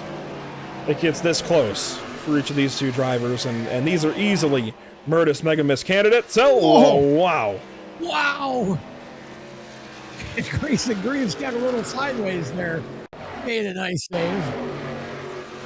And then for Winstone, it's not so much a miss. Yeah, Winstone kind of got the back of this, if I remember correctly. He was trying to get through there and just barely caught him. Let's see what happens. Yeah, you see him? He just barely clipped him. And then the 27 just tattooed him. Yeah, Winstone just barely ducked low, and then Overstar really did the 9 in there. Again, these guys have 2 fast repairs, but you don't want to be using them if you don't have to. Certainly not this early in the race. We still have over 40 laps to go, and that might have been some target fixation there for Overstar. Yeah, it could be. Wow. Well, all that strategy talk we just had. All out the window. Yeah, forget about it. It's a whole new race now. This has become a straight-up race to the end. Once we go back green, there will be one pit stop here somewhere, but it's going to be a splash and dash. Just get some gas, get back on the racetrack as quick as you can, keep on moving. Everybody is moving currently, granted, albeit at different laps. Here's Chalky, he is 1 lap down. After that crash puts him a little behind the 8 ball. Overstar 2 laps down currently, he's moving. But John Edwards not back on the racetrack yet, he had to tow. And so basically what that means is, Tom, I know you're newer to iRacing, and I'm sure there's some others that maybe are as well. If you have too much damage and cannot safely get back to the pit lane, you have to elect to take a tow. So you hold the escape button down, and the virtual crew comes and gets you, takes you back to the pit lane. That takes... iRacing has some math to figure out the exact number, but it takes an amount of time. In this case, it was about 4 minutes for John Edwards to get back to the pit lane. He lost more time in that process. Then he was able to take the fast repair and complete the pit stop, and he is back out there now, 3 laps down, as he will have a chance to come back around and join the pacing field. So it's trying to effectively do the same thing as the AMR safety crew going and getting you and taking your car back to the pits, but without the actual crew to do it. So a little bit of virtual knowledge there, I suppose. Yeah, for sure. And just a tough break for all of those trucks that were involved in that. But now we've got ourselves a whole new ball game. There you see, finally got that one caution nearly 60 laps into this race. With the now changes, I suspect that's going to go up a bit. Oh yeah, that's going to at least double here in this next little stint, depending on how far we go until these guys elect to pit. This will be a whole new race. Yeah, this is a complete clean slate here, because all the strategy we talked about and how, you know, the one group of 4 there was playing it very well and might not have had to make a second pit stop or a third pit stop. Now everybody's kind of back together and back on the same plan here, or at least we assume that to be the case. These caution flags still out. And when we get the green, we'll have McCook leading. Then it looks like Grayson Greaves in second. We should be restarting this time by... It looks like we will be, as everybody has caught back up to the pacing field.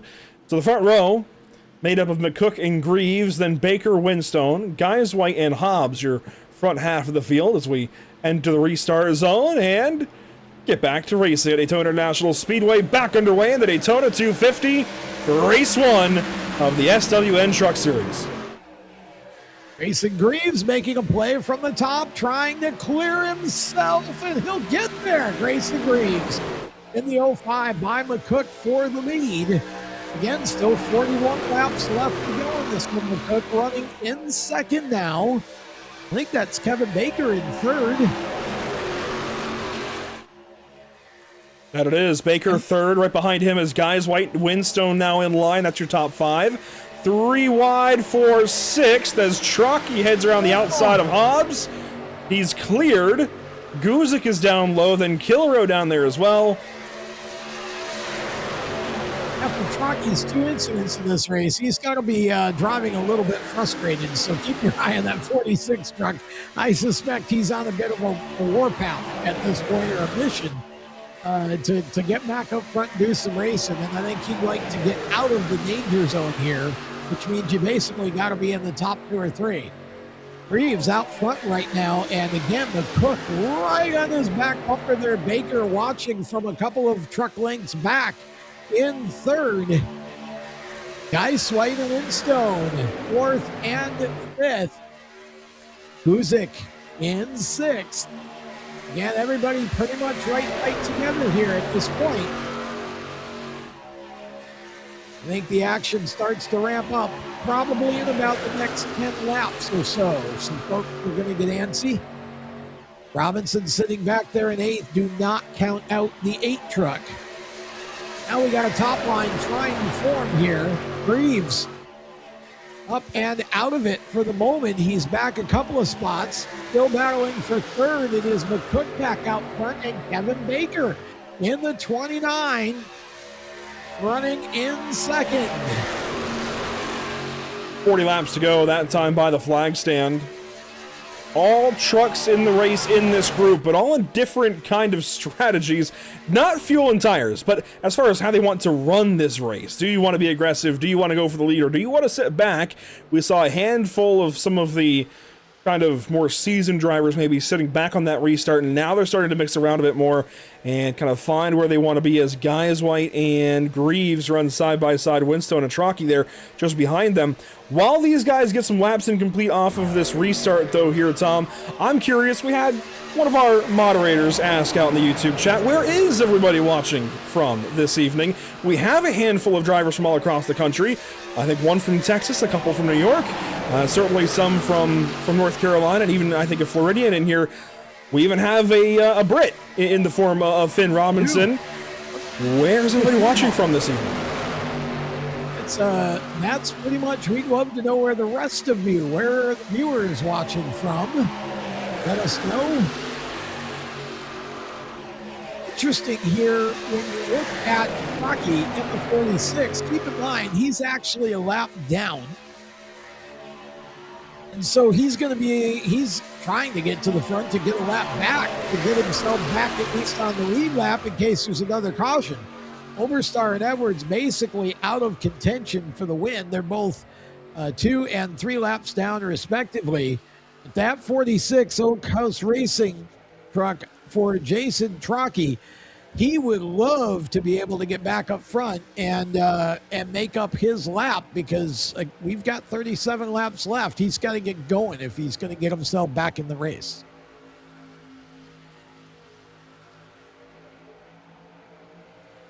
I just put that link to join out in the YouTube chat one more time. So those of you watching who maybe want to get involved, I see some of you guys, some names I recognize, some I don't, but good to have some new and returning viewers this evening. But again, if you want to get involved, that's the link to do so.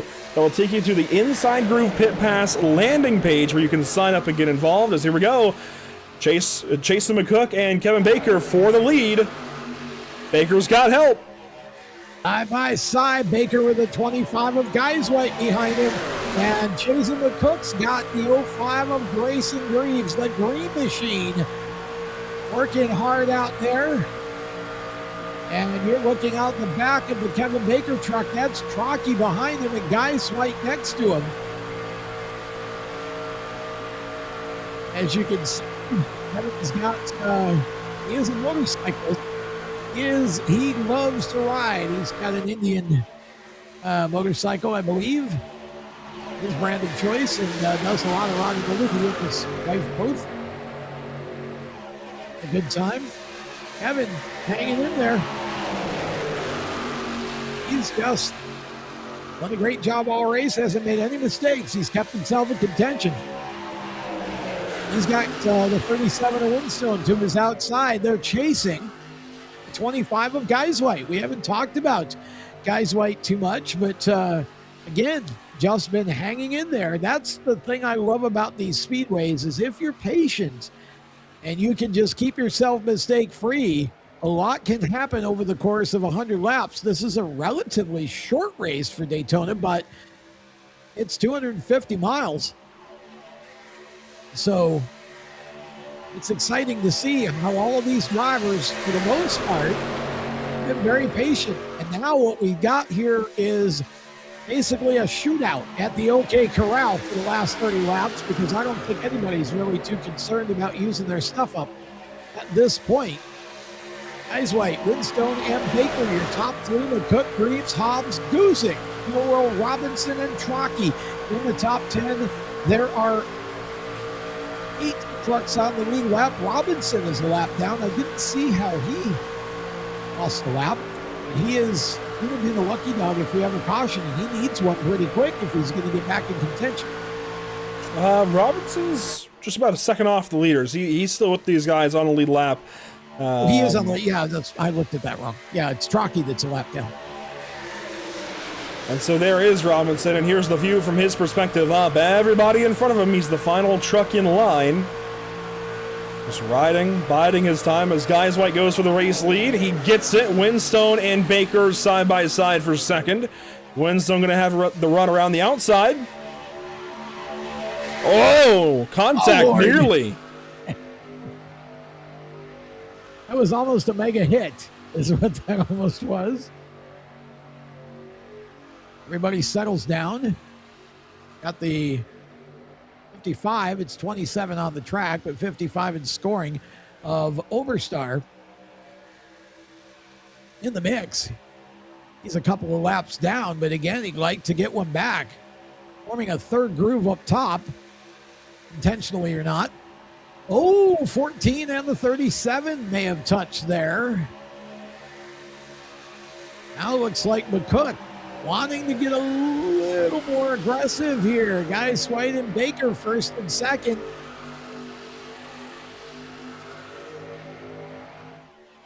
And down the Daytona Super Stretch, lap 68. Wow.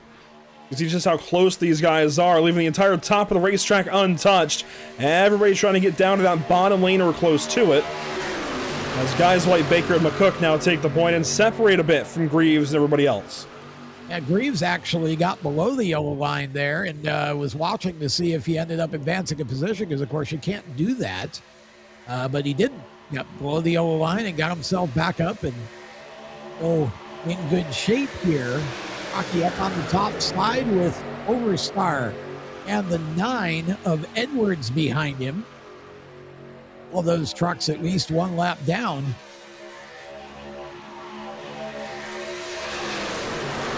Lap 70 here, getting to 30 to go, and this is when you really see again where the patience is, because speaking of patience, there's none in that 88. and we saw him get impatient earlier and want to go forward. This is par for the course for Chris Hobbs, and hey, I like it. We know now for the next 12 races ahead that 88, that's a guy who's going to be, making a move. He's not afraid to get out of line and move and look for the lane or look for the gap, whatever it might be, to go forward. Now he slots in behind the 37 of Winstone, who's trying to go forward, as you saw the 27 pit. That is, of course, Tony Oberstar. I'm not sure why he's pitting right now, actually, but he does go in and get service. And he'll be back on the racetrack here shortly. And I heard you mention about the double yellow line. We do have a very attentive race controller this evening in Zach Murtis. Typically, he broadcasts with us here at Pit Stop TV. Tonight, trying the race control hat. He's already had to give a warning out to a driver. That was Grayson Greaves, actually, on the restart. I'm told that he jumped the restart ever so slightly over the 14 of McCook. So he was just asked to politely give the spot back. He did, and that was that. I mean, and, again, that's part of racing. Every advantage you can get, you're going to try to get it. Okay, so we're now 30 laps from the finish here, and you know that the excitement and the aggression starts to ramp up here. It looks to me like Guys White and Baker are pretty content just to sit where they are. When you get back to where Greaves is, where Hobbs is, where Guzik is, Kilrow, those guys have got to make some moves here because the laps go by quick, and if they don't pick up a few spots and at least get themselves into the top 2 or 3, it's going to be really hard at the end for them to make up spots of where they are. So I think you're going to see some of these guys in the middle of the pack take some real chances here before we're done. 3 wide briefly? Pit stops. McCook just pitted. McCook pitted, yes. McCook is in. He's going to bring in Chalky and Edwards. This, again, is a little bit confusing to me, if I'm being entirely honest. I'm not sure why McCook is pitting here, but he's trying something different. I don't hate that. I always like when somebody tries something different. I just wonder, I mean, he was mid-pack. Interesting. There's only 28 laps left. So he must be thinking that we're going to have at least one caution flag, or that... Well, we do still need to make one stop. Everybody has to pit at least once to the end. Yep. So it's a matter of when. That's what he's got to do. He's on his own strategy. It's a bit risky, but I see the strategy behind it. We'll see how it plays out. Guys way out front. The risk is what we're seeing now for him. He's out there alone. If he had a group to come with him, he'd have been fine. That's what I'm saying. You could just pit earlier and keep on going. That's okay, but he pitted on his own. I get the thought behind it. Maybe he expected more cars to come with him. I don't know. But what I think is going to end up happening here, he could go a lap down before these guys pit. Now, of course, everything can change in a heartbeat here, depending on whether all of these guys pit together. Boy, you can tell Overstar was watching his mirror there, huh? He got right in front of Chris Winstone, was not going to let the 37 car just go on by. So that saves Overstar a little bit. He's still got to do some work to get the draft. Wow, you see Guzik right there. Wow, what a move by the Goose there. He was all over the place for a moment. Hangs on to it, though. And here he goes. He's going to have a run now at Greaves, Baker, and Guyswhite, maybe. He's going to bring Kilrow around the outside. Kilrow, for a moment, was going to try to do something with a pass there, but again, this is what you see as we get into the last 26 laps. All these guys have to pit again. But who's going to pit with who is the question. And Tom, I know you and I talked about it over the phone at one point, but maybe you've forgotten we have Driver of the Day coming up. So here soon, we're going to each get to nominate 2 drivers apiece and have a vote in YouTube of 4 total of who we feel like has made the, maybe the largest impact in this race or had a comeback. That's coming up quick, and I feel like we've barely seen these guys really show their true colors and get super racy because we've been going through the motions, and that's part of racing. That's part of 100 laps at Daytona. You've just got to get through the race. But it's all about to change in these next 25. Yeah, I agree. And I got to tell you right now, if you look at the top 2, Guyswhite and Baker, to me, those are the drivers that have shown me the most patience and the most heads-up racing. Now, again, there's some other stories here. The 05 of Greaves, you've got comebacks by Hobbs, and Hobbs certainly not out of it. Robinson has run an interesting race and just kept himself kind of there. Whoa! Look at Dawson Guzik now in the 04 Guzik. Holy cow, what a move. He takes the lead as Kevin Baker had a very close call there into turn 1. He just hangs on to the race truck, and let's see what happened to him. We were taking a look briefly from the fan cam there for a second. All while this happens, the 29 in line in 3rd just gets tapped there by the 05 of Greaves. Yeah, I think Greaves made some contact with him. Yeah. They got a little bit out of line there on the bottom. Let's see from overhead. So Guyswhite is that black and green truck leading the bottom lane with number 25. They get a run on him. Baker's checking up, and Greaves just didn't get the memo. And so when they got out of line, especially Greaves was locked to Baker's back bumper, and it just brought the 29 around. Thankfully, Kevin able to hang on to that race truck. Those were some quick hands. Great job saving it. Yeah, those are some quick hands for Kevin Baker. If you look at that situation, it's hard to be the second or the third, fourth truck in line because, somebody lifts, and by the time you see that they lifted, you're in the back of them. Just You look at Greaves now running in P6. That changed the front of the field. Guzik, Kilrow, and there's the British Bulldog, Finn Robinson, running third. Guys swipe back to fourth. 23 laps left. We assume everybody, pretty much everybody, is going to have to pit at least one more time. When that happens and who goes with who is going to be the key here. Kilrow looking like glue to the back of the 04 of Dawson Guzik. Meanwhile, Guys White shuffled out of line. He's fallen all the way back here to the 6th spot now, trying to get back in line ahead of the 88 of Hobbs. He will do so. So he has been saved by the bell there and gets back in line in 6th. Single file through our top 7. 8th place currently Kevin Baker. He has lost the lead draft. He's back here now with Tony Oberstar. Not out of it, especially if we had a caution or even some issues there in the pit stops. He can certainly get back in this, at least for a top 5 or so. Jury's out as far as if it's going to be a contention for the win. I think we need a caution for that for the 29 truck. Well, that's not totally out of the question here in the last 21 laps with all these trucks running together. They're being nice right now. I don't think that's going to last very long, to be quite honest with you. Guzik leading 41, the F-Cancer, number 41 of Kilrow, who is our pole sitter. In second, hello. That's my friend Eric Brennan used to say, coming right into your living room. Exactly.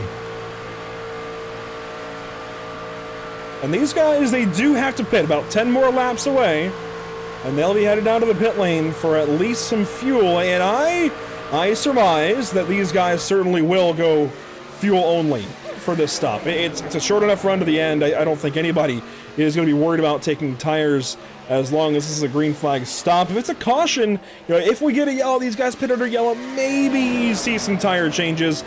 And, if you're in the back, I got to say, Tom, when so many drivers on iRacing neglect tires on these super speedways, I actually have been one to take tires more often than not. I just feel like if I'm going to be slicing and dicing and making moves in the final few laps, I'd rather have 4 fresh tires and have confidence that my truck should handle than have old, worn-out tires in that event. But if I've got track position, that's when I might still stay on old tires late in the race. We'll see what these guys end up doing. You think there is any chance, Andrew, that any of this group that we're looking at right now decides to chance going all the way without pitting? No, there's no way. They're about 12 laps, 11 laps shy of doing that. Heck. That's just a really long time. They can maybe go up, especially under green, 3 laps farther, maybe, if they're being really diligent about saving. But I'm very confident. I would put money on the fact that they cannot go to the end without pitting. Now here's the question. Do they all end up pitting together? Well, and that's where it gets a little more complicated for sure. I mean, you assume that they're not all talking to each other. And so, whether they're all keeping their eye on Guzik and the wall, and again, Guzik, depending on how Guzik pits and when he pits, some of these guys behind him, that even could be a dicey proposition trying to get woed up. We saw what happened earlier in the event. A couple of the trucks ending up hitting the wall trying to woe up in the pit lane. So this is, boy, I love this. There's just, we just don't know right now. Any of these trucks could still win this. Guzik out front right now in the 04 of the Pennsylvania Posse. Kilrow in second, Robinson third, Reeves fourth, Winstone fifth, Guys White sixth, Hobbs seventh, Baker is eighth, and you would assume that Baker and McCook are going to need some help in some way here, but we've still got 17 laps for help to happen, and it all depends on how aggressive this lead pack decides to get, because they're closing in quickly on that second pack of cars. They are quickly approaching McCook and others. About 3 more seconds up the road to that group of 3 trucks. It looks like that'll be McCook, Trocki, and Edwards. For now, though, on board with Dalton Kilrow watching the driver's eye POV. This is right behind Dawson Guzik. You can hear him out of the throttle for just a moment, saving a little bit of gas while he does that, but I don't think that's the main objective. These guys all kind of know the objective right now as far as fuel goes. He's really just trying to maintain track position, keep where he is, and just wait on pit stops. And speaking of waiting on pit stops, we'll be doing the same. Of course, we know we've got the North American Racing League Driver of the Day vote coming up soon. Tom, frankly, you and I are just going to be scrambling. And once these guys pit and once we have a clearer picture of who's going to be up front at the end, that's when we'll know who we can nominate for Driver of the Day. And it's going to be quick moving at that point in time. But frankly, until these guys pit, anything can still happen. Oh yeah, we're even though there's only 16 laps left, there's still 16 laps left in this one, and it's anybody's race right now. Again, everybody's just being nice for now, and you know you got to wonder what's going on inside of mind of some of these drivers. If this group does not all pit together, that even is introduces a whole other level of crazy, because even if they get split up, he still could have a caution. And, you know, again, there's nobody that's out of this race that's on the lead lap right now. And frankly, I wouldn't even count Trocki out yet until we're on the white flag without a caution. Because as long as we can get a caution, Trocki can get back in it. And you know what? If we do get into the event of having a late caution here, there goes Grayson Greaves. He's going to pit along with the 88 of Hobbs. This is just a couple of laps early. This is fair. This is a decent strategy. It is an interesting strategy, and with the two of them, and now we've got a third. That's Baker back there. Kevin Baker coming in. So they're trying to undercut the other pack, and I think they're probably hoping at this point that this goes caution-free, because if it does, it will be interesting to see how these three can work together. They're all in the lead lap.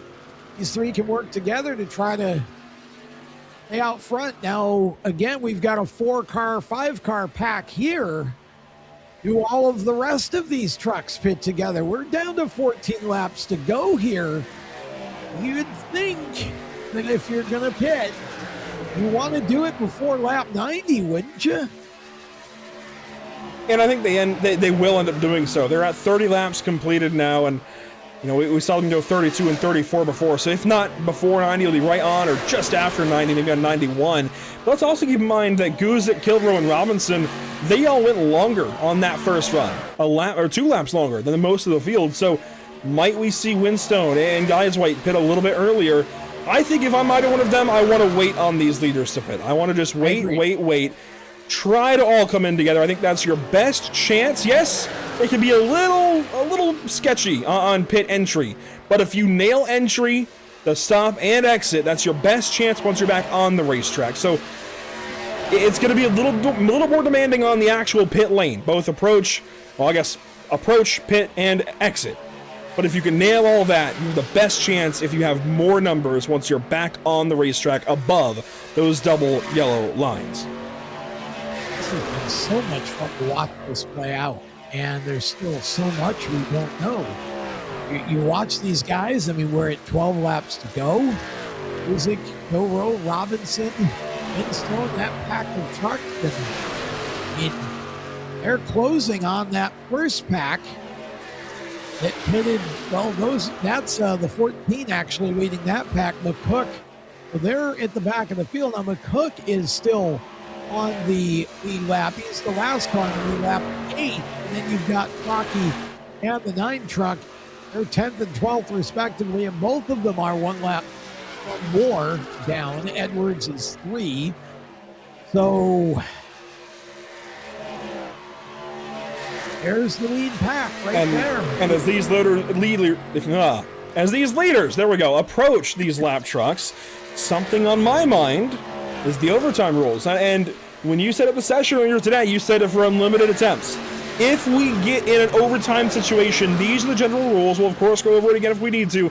Basically, 2 laps. If we get that first lap complete, the attempt is complete, we'll see if we even need to use this graphic again. Let's put it back in the bin for now and forget about it. But we know we've got it just in case. We are prepared if we do get to that spot in about 10 more laps. Yeah, I feel like that's a candidate for announcer's jinx right there. Well, so Zach and I have a running joke that I'm the chaos bringer. I'm happy if we have some chaos. I feel like I thrive in chaos. I'm excited. It gets the stream excited. Makes for highlight reels, Tom. It makes for exciting moments you put on social media afterwards. So, frankly, I embrace it. Oh, you may get it, and you can feel this building right now. We're down to 10 to go. And I feel like these leaders, they've got to pit soon. Because I think this lap. They're spacing out. I think this lap. There you go. Yep. Here they come. Are they all coming? They did. No. The 41. Yeah, he came. Okay. All the leaders pitting together. Oh, hello. Look, trouble. There's your chaos right there. One truck, though. Guy's white. And he's not help his cause. No, and that's going to be a pretty big penalty. We'll see if race control smiles upon him or not. I doubt it. That's going to be a penalty. Oh, Winstone botched the entry there. Wow, again. This is where you don't want to beat yourself. Yep. We see Winstone and Guys White. Oh, man. Guys White. Now he's taking tires. That's going to make it even worse. Can't take tires here. Although he's going to have all this penalties, so it doesn't really matter. He's got to sit there for a while. Yeah, so, that's a tough break for him because he was leading at one point, doing a nice job up front. And for those of you that might not know, the penalty that he's getting, because you might think, oh, it's self-penalty because he missed the pit lane and he already lost all that time, but because he entered the pit lane in the middle of the lane, iRacing is going to hand him an unsafe pit entry. So that's going to be a hold there. I believe since he took service, I believe a 40-second hold. That's going to cost him a lap. So that is a huge issue there for Guys White, and that's going to put him very far behind the 8 ball here as Winstone now is getting caught up by Grayson Greaves and Bryce Hobbs. It's now a tale of 2 races, one for first, one for fourth, and then everybody else. Well, it's going to be interesting to see how this shakes out because I'm not convinced we won't see a caution here. But at the moment, you've got Grayson Greaves with Hobbs pushing him, trying to get around the 37 of Winstone, and they do. That's 4th, 5th, and 6th proper. And that right there is the top 3. Kilroe, Guzik, and the British Bulldog, Finn Robinson. 8 laps left. Those 3 trucks are going to settle this one, I believe, if nothing strange happens here in the last 8 laps. That's what you're looking at for the win right there. It's truck night. It's truck night at Daytona, Tom. Something strange is always around the corner. But we have got 8 laps then as well to nominate 4 drivers for driver of the day. And hey, you're the newbie here. I'm throwing you straight into it. Who do you have? 2 nominations. Anybody in the field, who do you have for today's driver of the day vote? I'm going to say that I've got to pull Finn Robinson as one of the drivers of the day, and I got to pull Kilroe as one of the drivers of the day. And the reason I choose them both is because Kilroe and Robinson both have managed to stay out of trouble and keep themselves at least in the discussion. They made some good choices through the race, didn't get impatient. Guzik also has driven a good race and could be a candidate, but I'll go with Kilroe and Finn Robinson in the 8. And you see both of them here in this lead pack. Here's Kilroe in the number 41. And we spoke with Finn Robinson earlier in the day. There he is in the number 8 running the house truck. I've already got at least one in mind. I think I have the other. But for now, easily, Bryce Hobbs is on my list in the 88. Considering what happened earlier in the race, we have on the ticker right now positions gained. That's since the start of the race. This doesn't count from the moment that Hobbs went the furthest back down to 10th position, was a lap down, was out of the race at one point, and then back in. The caution saved him right when it needed to, got him back in the race. When he was a lap or two from pitting, the caution came out, he's back in this thing, and is looking at a top 5, maybe even better, depending on how the rest of this goes for driver number 88. And I'm stuck between the driver ahead and the driver behind, honestly, because in Greaves' case, he's very, very young still. He's very young, doing this real racing thing just the way you want to, chasing his dream, comes over here to iRacing, having a good night tonight, but also I feel like I want to give it maybe to Winstone as well, because we know he's a GT racer. This is well out of his wheelhouse. He's trying this oval thing. The stain, though, for me, for Chris, as much as I want to give him a nod here, he just messed up that pit entry.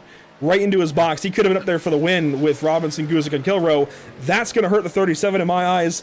I'm going to still go 05 Greaves, but I'm excited to see what Winstone can do the rest of the season. Yeah, it will be fun. Of course, everything changes after this because, there's nothing like Daytona. I also really want to give a call to my brother. Kevin Baker comes in. He has not done much iRacing lately at all. Decided to do this kind of at the last minute. And Kevin did a nice job. He was up front in the top 3 for a good bit of the race, led a bunch of laps, and just, again, he had he had a second incident there. That got a little hairy.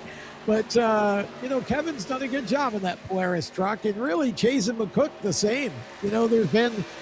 This has really been a good race for a lot of these guys. I feel like they've all raced professionally and clean. Nobody's been over aggressive, at least not on purpose. And that's what you want. And so, any of these drivers almost could be candidates for driver of the day, but at least you're looking at 3 right there that definitely deserve to be in the running. 3 laps to go. This is where you start to feel like it could come off the rails very easily. It very well could. And to your point, obviously this could still change, but I think everybody leaves here tonight with a good taste in their mouth. I don't think anybody's going to be upset. Obviously, maybe disappointed for guys like Oberstar and Edwards being so far back, and it seems like maybe even Guys White might be giving up the goose here, but as we hit 3 laps to go this time across the stripe, I don't think anybody is going to be genuinely upset out of this race, and that is a good feeling.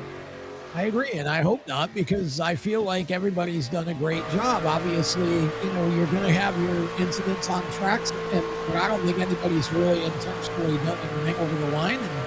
And now to go here, and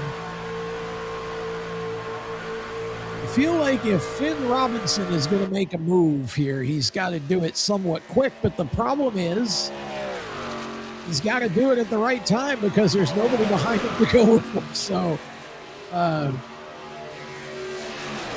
he's got to time this really, really perfectly. And I wonder, is Guzik going to err on the side of Kilrow or on the side of Robinson, or does he get selfish and try to do it himself? Here we go, 2 to go, this time by the flag stand. 2 more laps, 5 miles at Daytona International Speedway.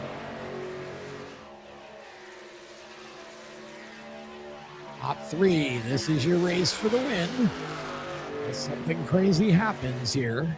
Yeah, this is the last chance for a caution. If we get back to the white flag, this race is official.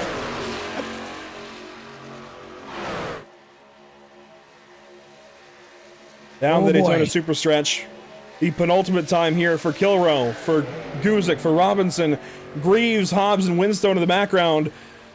Obviously, these guys are all just trying to get through. This is going to be a very calm 2 to go. But this final lap is about to get crazy, I think, between these 3.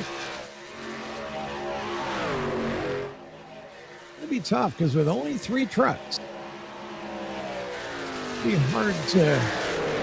Kilrow's doing a nice job trying to protect. And Whiplash Simcams, white flag. Last lap here at Daytona, the SWN Truck Series. Next race, on to Vegas. Where is Guzik going to go? Robinson behind him making a move. He's already going around the outside. Robinson goes, Kilrow blocks. Oh boy, this is going to be Finn Robinson in the 8 truck. Gets to second. The question is Does he have anything for your leader? And he gets a Kilrow, first. Robinson and Guzik for the win. Greaves and Hobbs fourth and fifth, doing a nice job back there. Here comes Robinson to the inside. Can't make the move there. He's got to watch it or Guzik will be back underneath him. Wow, 3 wide in the back for There we fourth. go. Oh, But that was checkers. Dalton Kilrow will win at Daytona. Incredible. This is not how I thought this race was going to go at all.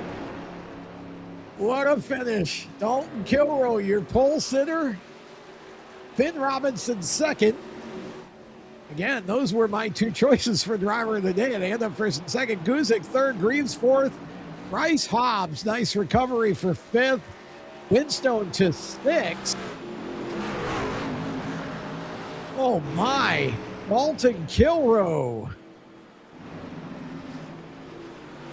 And so Dalton Kilrow gets his chance to burn it down at the World Center of Racing. We'll be talking to two of these drivers for the second time this evening.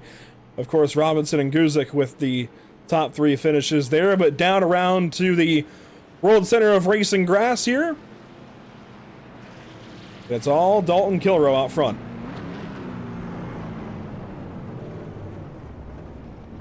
Will he burn it down? Yeah, there he goes.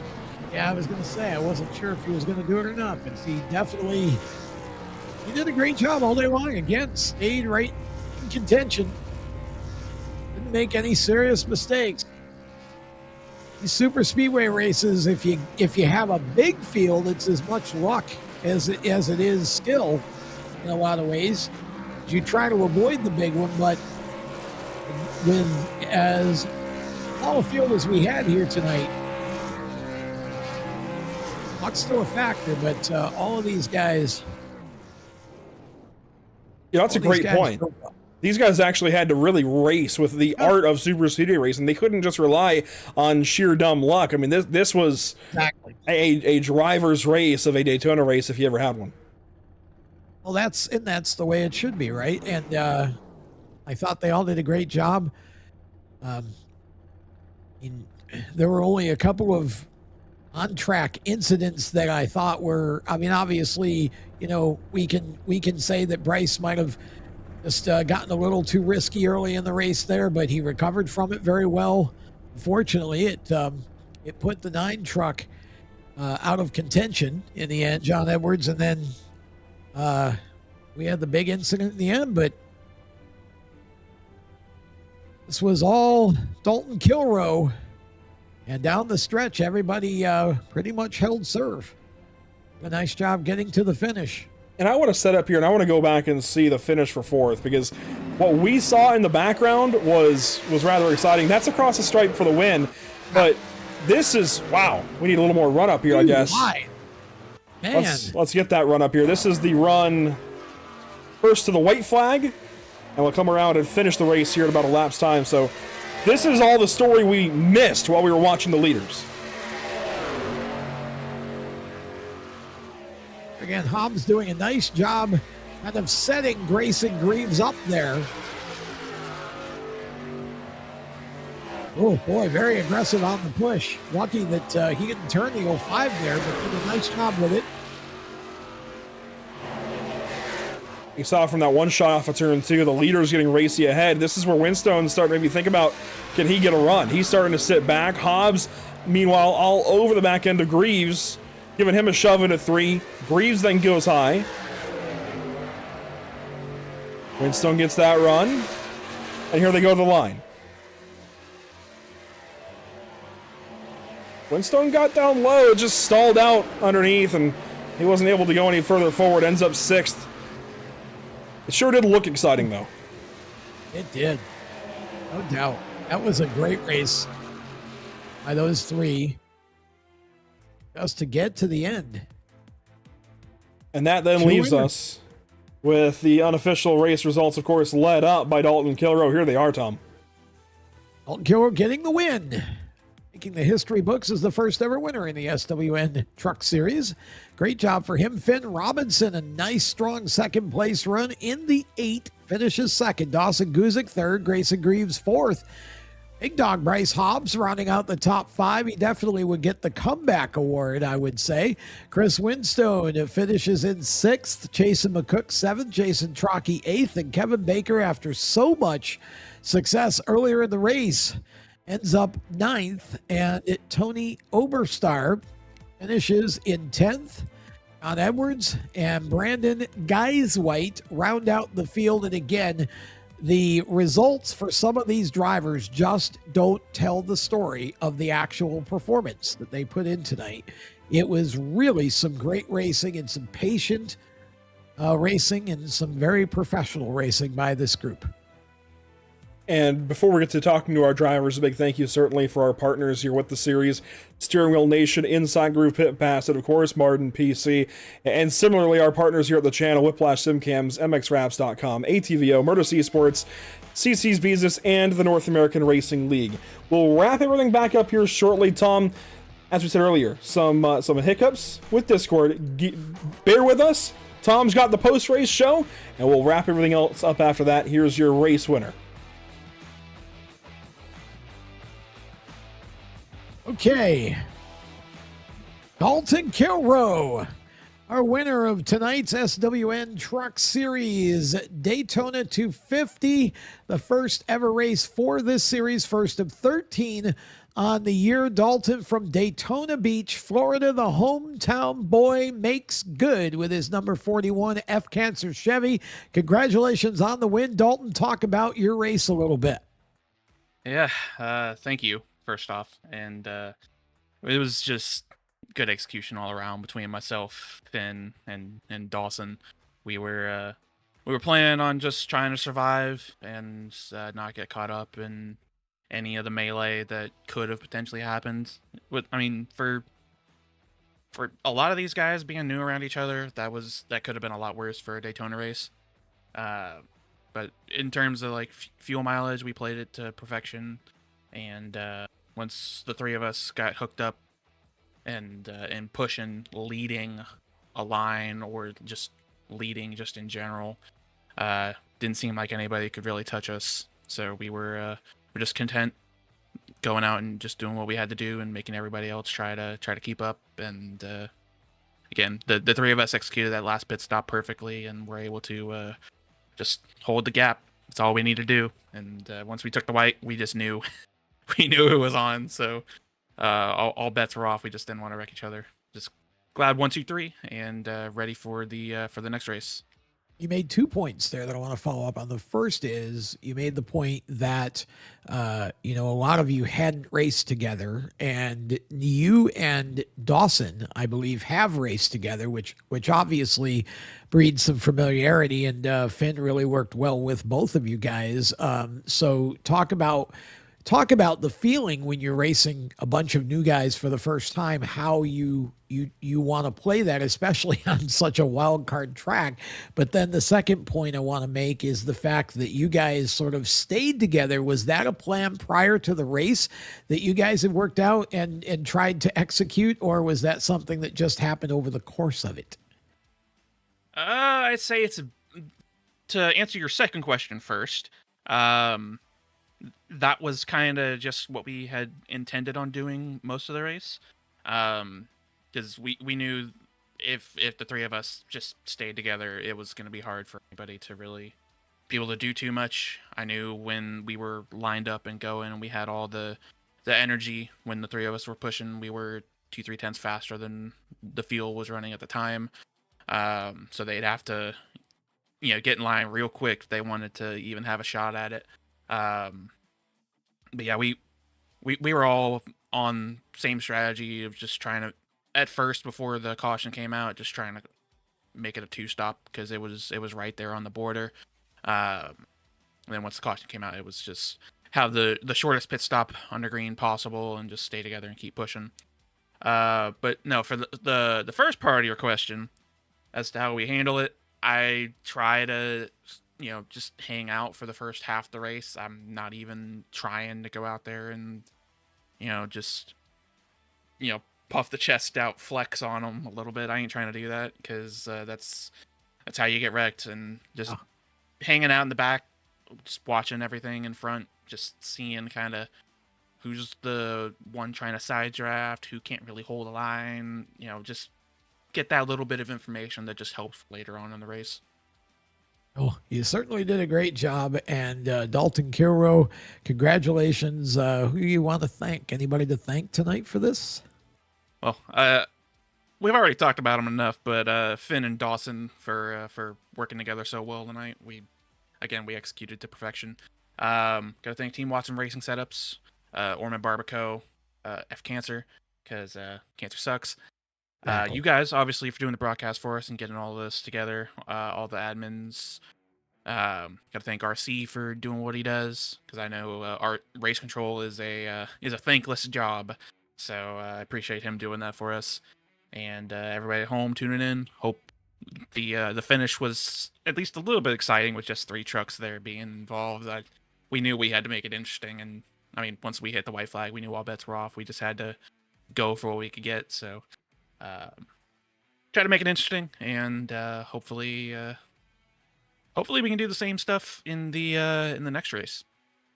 Oh, congratulations, Dalton Kilrow, the first ever winner of the SWN Truck Series history. And he'll go on to Vegas and try to make it 2 in a row next month.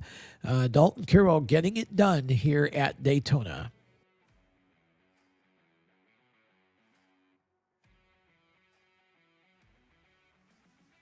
Let's talk now to our second place finisher, all the way from Telford in the UK, British Bulldog, Finn Robinson in the Steering Wheel Nation Inside Groove Pit Pass. Tom Baker Show Power Tube TV truck. Finn, I feel like you were a very patient Finn for a lot of this race. It was interesting to watch you drop to the back early and just sort of hang out and wait for the right opportunity. Was that the strategy? It certainly looked like it was. It really was. I mean, obviously, new league, new drivers, and obviously not league racing for a little while here. I felt like it was the best move for myself to figure the field out, see who's doing what, see who's the aggressive, see who's the not, then work the field out before we try and work the field forward. So Dawson was on board with that idea, and we quickly picked up with Dalton. And from there, we were just hanging out, calculating fuel, calculating possibilities, really taking quite a mathematical, strategic approach, I suppose you could say, from the back there.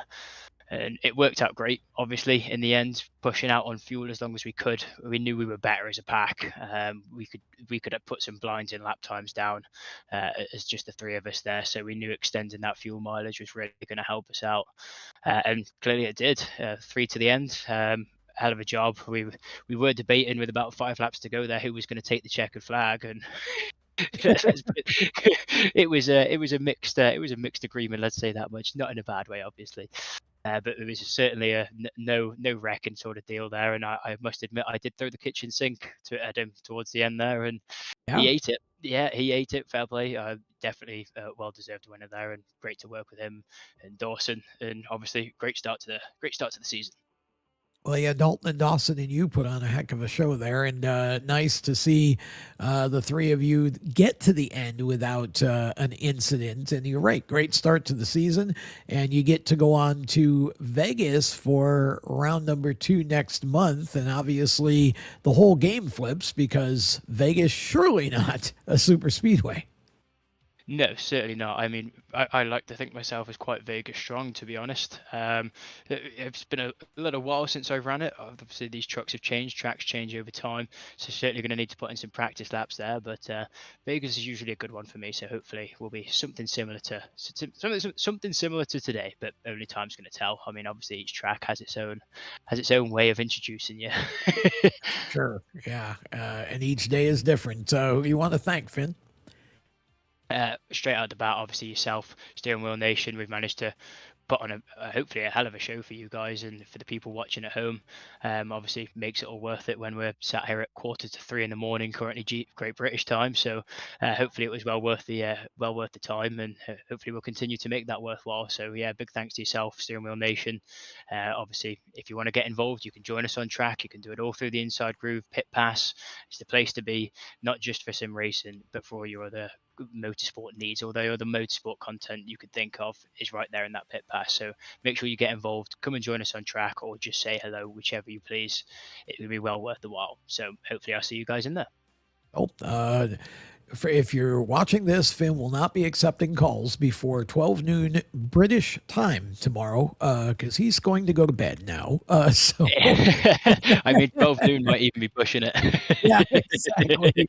Our second place finisher, the British Bulldog, Finn Robinson, and great job for Finn tonight. Very patient race Finn drove and very strategic. Absolutely. And I think we have our third place finisher, the 04 of Dawson Guzik, ran again a very patient race, very strategic race. Dawson, boy, there were a couple of moments there where you frankly had me a little nervous throughout the race. Got the truck sideways a little bit, and but it was fun to watch you. You haven't done a lot of iRacing lately. You're just kind of getting back into it after a bit of a break. Talk about how the race went from your point of view. Yeah.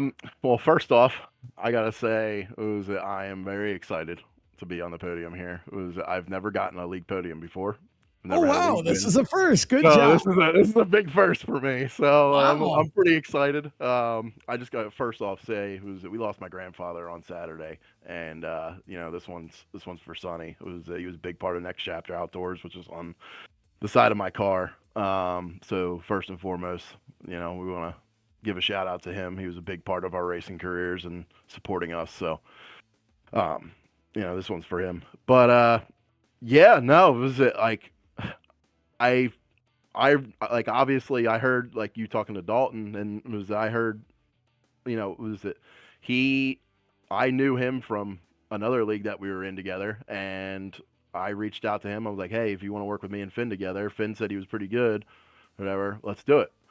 And it just worked out, man. And like, yeah, I had a couple sketchy moments, man. It was a little hairy for sure. I was like, is this really gonna happen? I knew pit road was gonna be a little sketchy. I got into the back of Jay on the first, first pit sequence when he was coming in. He didn't call out the pit road, and I was like, oh no! And it happens. It's part of it. But then coming off pit road, I just spun out or whatever, just like lost it. I missed a shift and lost it. And I'm like, just don't hit the wall, we'll be all right. Yeah. And gathered it back together. But yeah, man, I got to give it up to Dalton, man. He was calling out some strategy there in the middle of the race there when we took that lead, when we decided to go to the outside and just really motor on him, man. Dalton was calling it, and we just got to keep pushing forward and stay tight, and it worked out, man. And we got to lead some laps. I'm super happy. So come away third, man. I can't be disappointed. This is like a win to me. So, It was definitely a great race for you, and you worked together really well with Finn and Dalton throughout the race, and just interesting to see the way that played out, because for a while there were basically two separate packs of cars, and then we had a caution flag that basically negated all of that and put you in a position where, you kind of had to play the strategy a little bit after that. I feel like you guys really had an advantage for a while, and it sort of went away, but you just held together and stuck to your plan, and it worked out for you. Absolutely. It was, like I said, between Finn and Dalton, as far as road course teammates, or super speedway teammates, Yeah. I couldn't be happier with how things went. You know what I mean? And we just kept it tight, kept our heads down, and stayed out of it. You know what I mean? Just tried to be smart. And when we came to that white flag, we knew all bets were off, but it was just do our thing, and whatever the outcome is, it is what it is. You know what I mean? Yeah. Come out of here with the points that we needed, and to stay in the fight for the next race, and it's on to the next one. So, well, congratulations on a great run, Dawson, and look forward to seeing what you can do in Vegas. Yeah, I appreciate this opportunity, Tom. Again, this is a huge deal for us. Andrew as well for putting on the broadcast. I just want to thank my sponsors, Dr. G Power Washing, Next Chapter Outdoors, Shields Construction. Steering Wheel Nation is a huge proponent of this, and LAT Racing Oils. So, and the Guzic 04 was on a roll. So, Sure. thank you. Pottstown, Pennsylvania's Dawson Guzik, our third place finisher. Three different, actually 2 states and a country in the top 3. We had Florida finishing first. The UK was second. And the 04 of Dawson Guzik from Pennsylvania finishes up in third. And as we continue on with post-race here, of course, the schedule. I think that's the next point we should really hit here is, of course, as you have been with the interviews, Las Vegas next up for these guys. Of course, that's where NASCAR is this weekend. So this is a good warm-up for these guys. If they're running officials, see fixed, see open, really see fixed, go out there, get some laps on the racetrack. I'm curious, Tom, do you have an idea in mind of how long you want to run these guys for at that 1.5 miles? We haven't made that decision yet. We've talked a little bit about it, but we really wanted to get this first one kind of in the bag and see what we need to tighten up and learn for the second one and going forward. So we'll look at that as we go into the weekend and over the course of the next week and make an announcement about it. But Vegas is going to be fun. And then in May, of course, it's all about Charlotte, right? And so that's going to be a lot of fun. Nashville in June also coming up. And then Michigan in July should be its own kind of fun. And so, again, we're trying to sort of, mile or over here is what we're working with here. When we're really avoiding the short tracks, Andrew, and a lot of the reason we're doing it is just to keep the chaos down and give the guys a chance to really race. And so never know what might happen later in the year, but I think it's safe to say that you look at the TBDs there, and I think, Richmond is a good possibility and, possibly even Dover, but we'll see. There's some interesting tracks we could go to for sure. And, we're open to input from the drivers as well. So we're trying to make this, we're serious, but we're also trying to have fun. And I think, Andrew, if I could sum up what I saw tonight, it was exactly that. These guys raced hard, but they raced smart.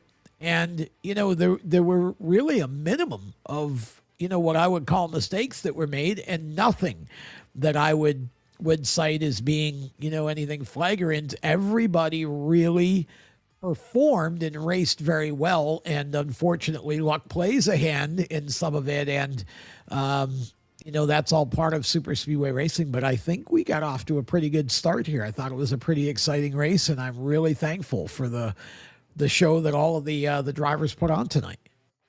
I think this was a great way to get started. And race 1 is probably the hardest race for any league to host. To just get started, just get enough drivers in the racetrack to make it worthwhile.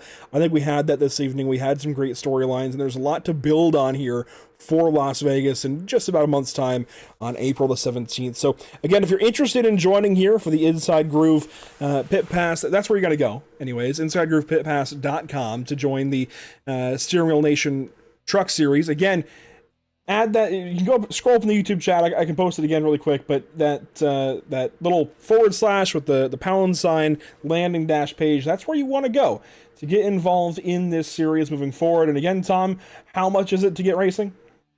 Okay, $9.95 a month. And again, that membership is not just about sim racing. We've got a lot of racing content in there. If you're into open wheel racing, Northeast Racing is going to start up. We're going to have a ton of that.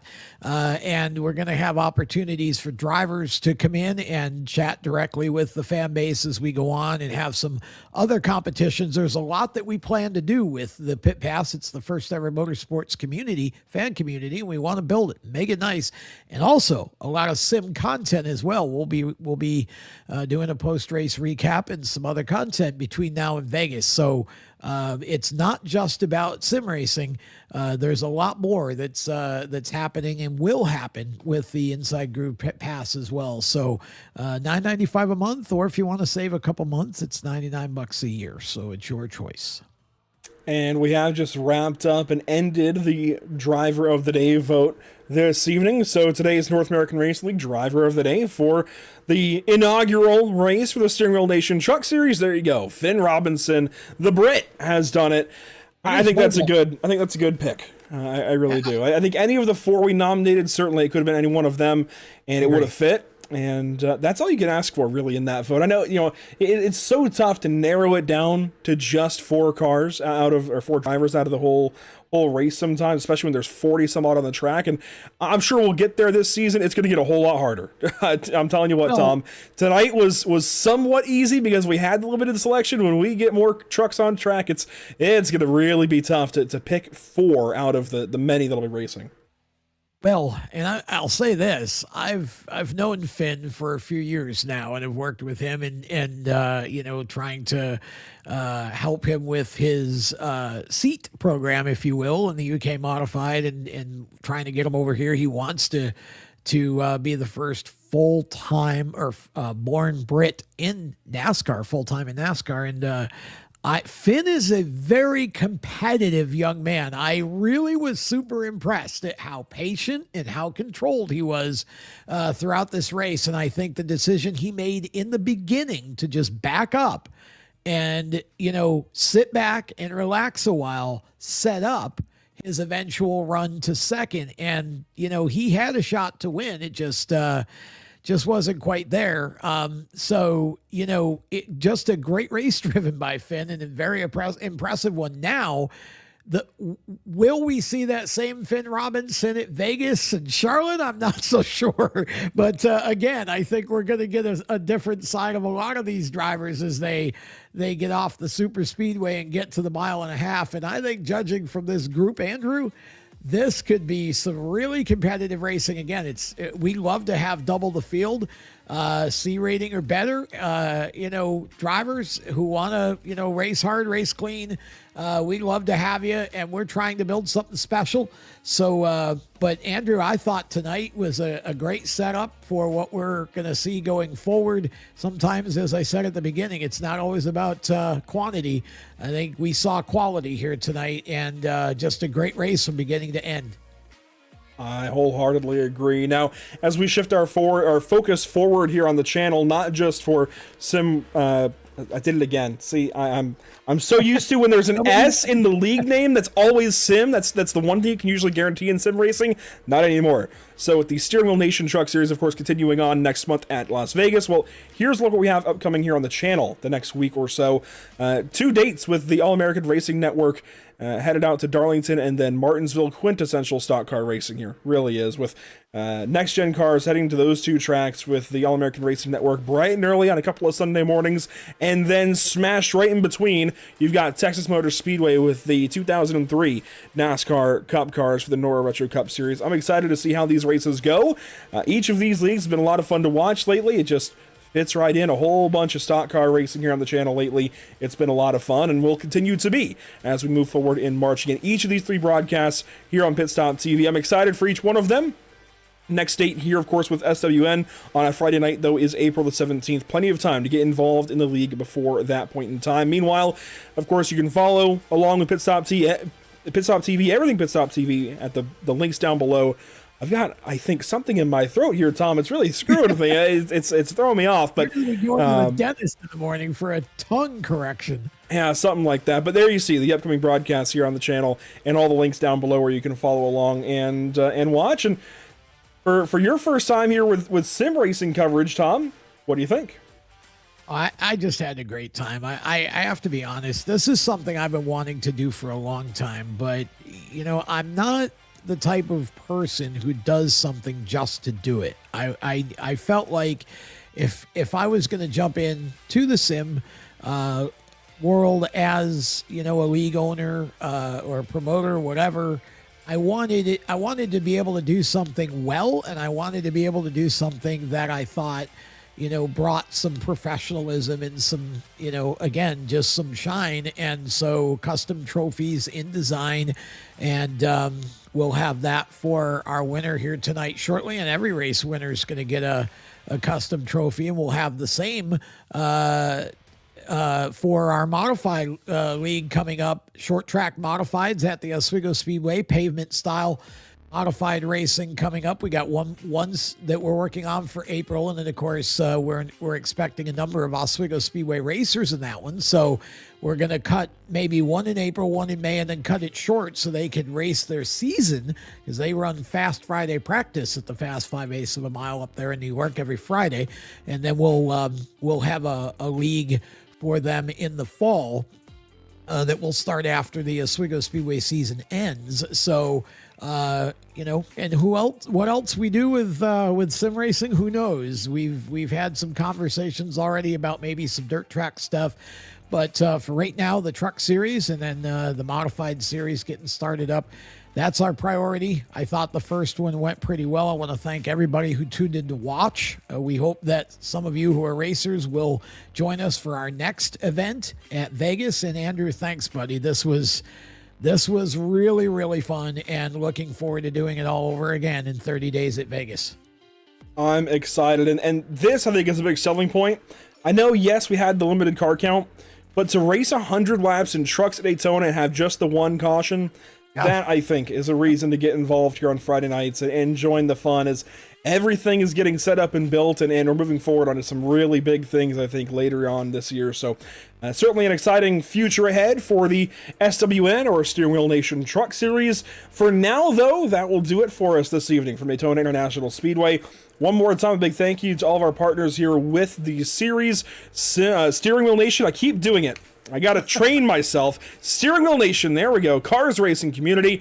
I'm excited to continue this partnership on the rest of 2026. Also, of course, we got to have everybody go join the Inside Groove Pit Pass. I love that logo, by the way. The wristband, I mean, that's, if you go to short tracks, if you go to race tracks each week, I mean, that's, you see it every week. Anyway, I love that logo. Cool. So Inside Groove Pit Pass, Martin PC, Steering Wheel Nation, so many great groups here with this series, and of course our own here at the channel, Whiplash Media, SimCams, MXWraps.com, ATVO, Murdos Esports, CC's Business, and the North American Racing League. That will do it for us this evening. Of course, next up for the series, on to Las Vegas Motor Speedway, April the 17th. Next up for us here at the channel, we'll see you hopefully out in the YouTube chat on Sunday morning, bright and early, Darlington Raceway. I'm excited for that. Until then, Tom, thanks so much for joining me, and thanks for being here as a part of Pit Stop TV this year. Let's go on to Las Vegas. Let's do it.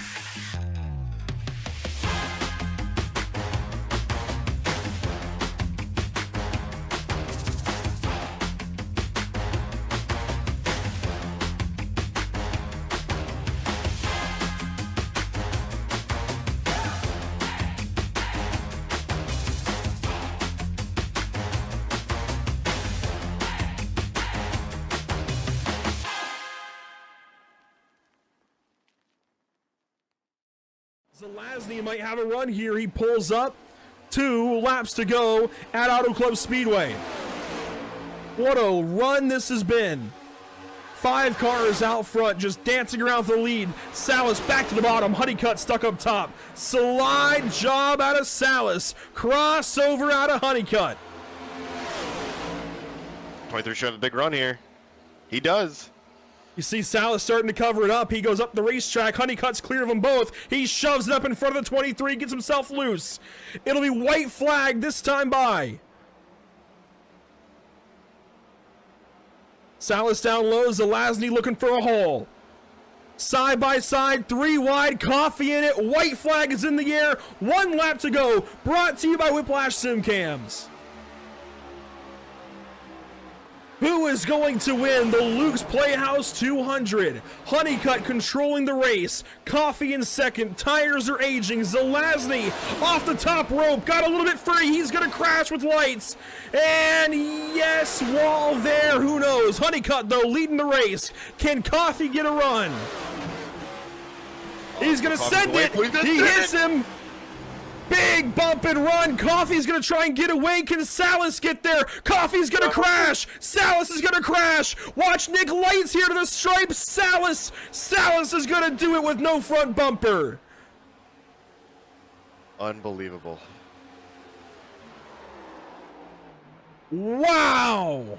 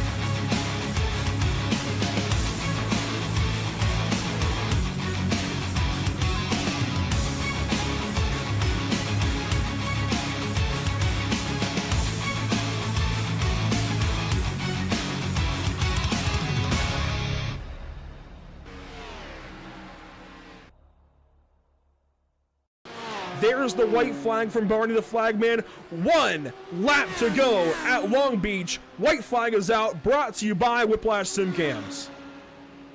Yeah, can really hold him off. He looked like he's started to gap Cantonio just ever so slightly. Got about half of a second. It's been hovering right around there. Oh, Cantonio really pushing. He's sideways out of turn number 1.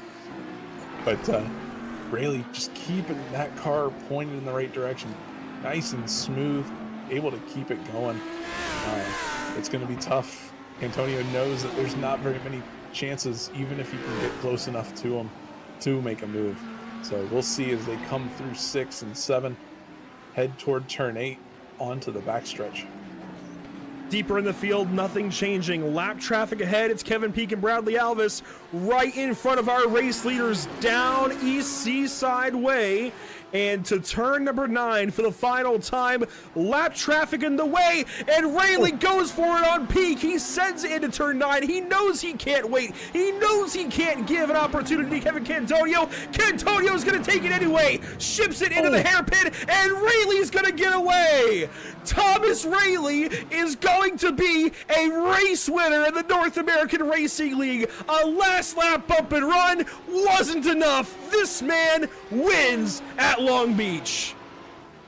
Wow, what a finish coming through that hairpin. I thought they were all going to wad it up. We had lap traffic in there, staying in there.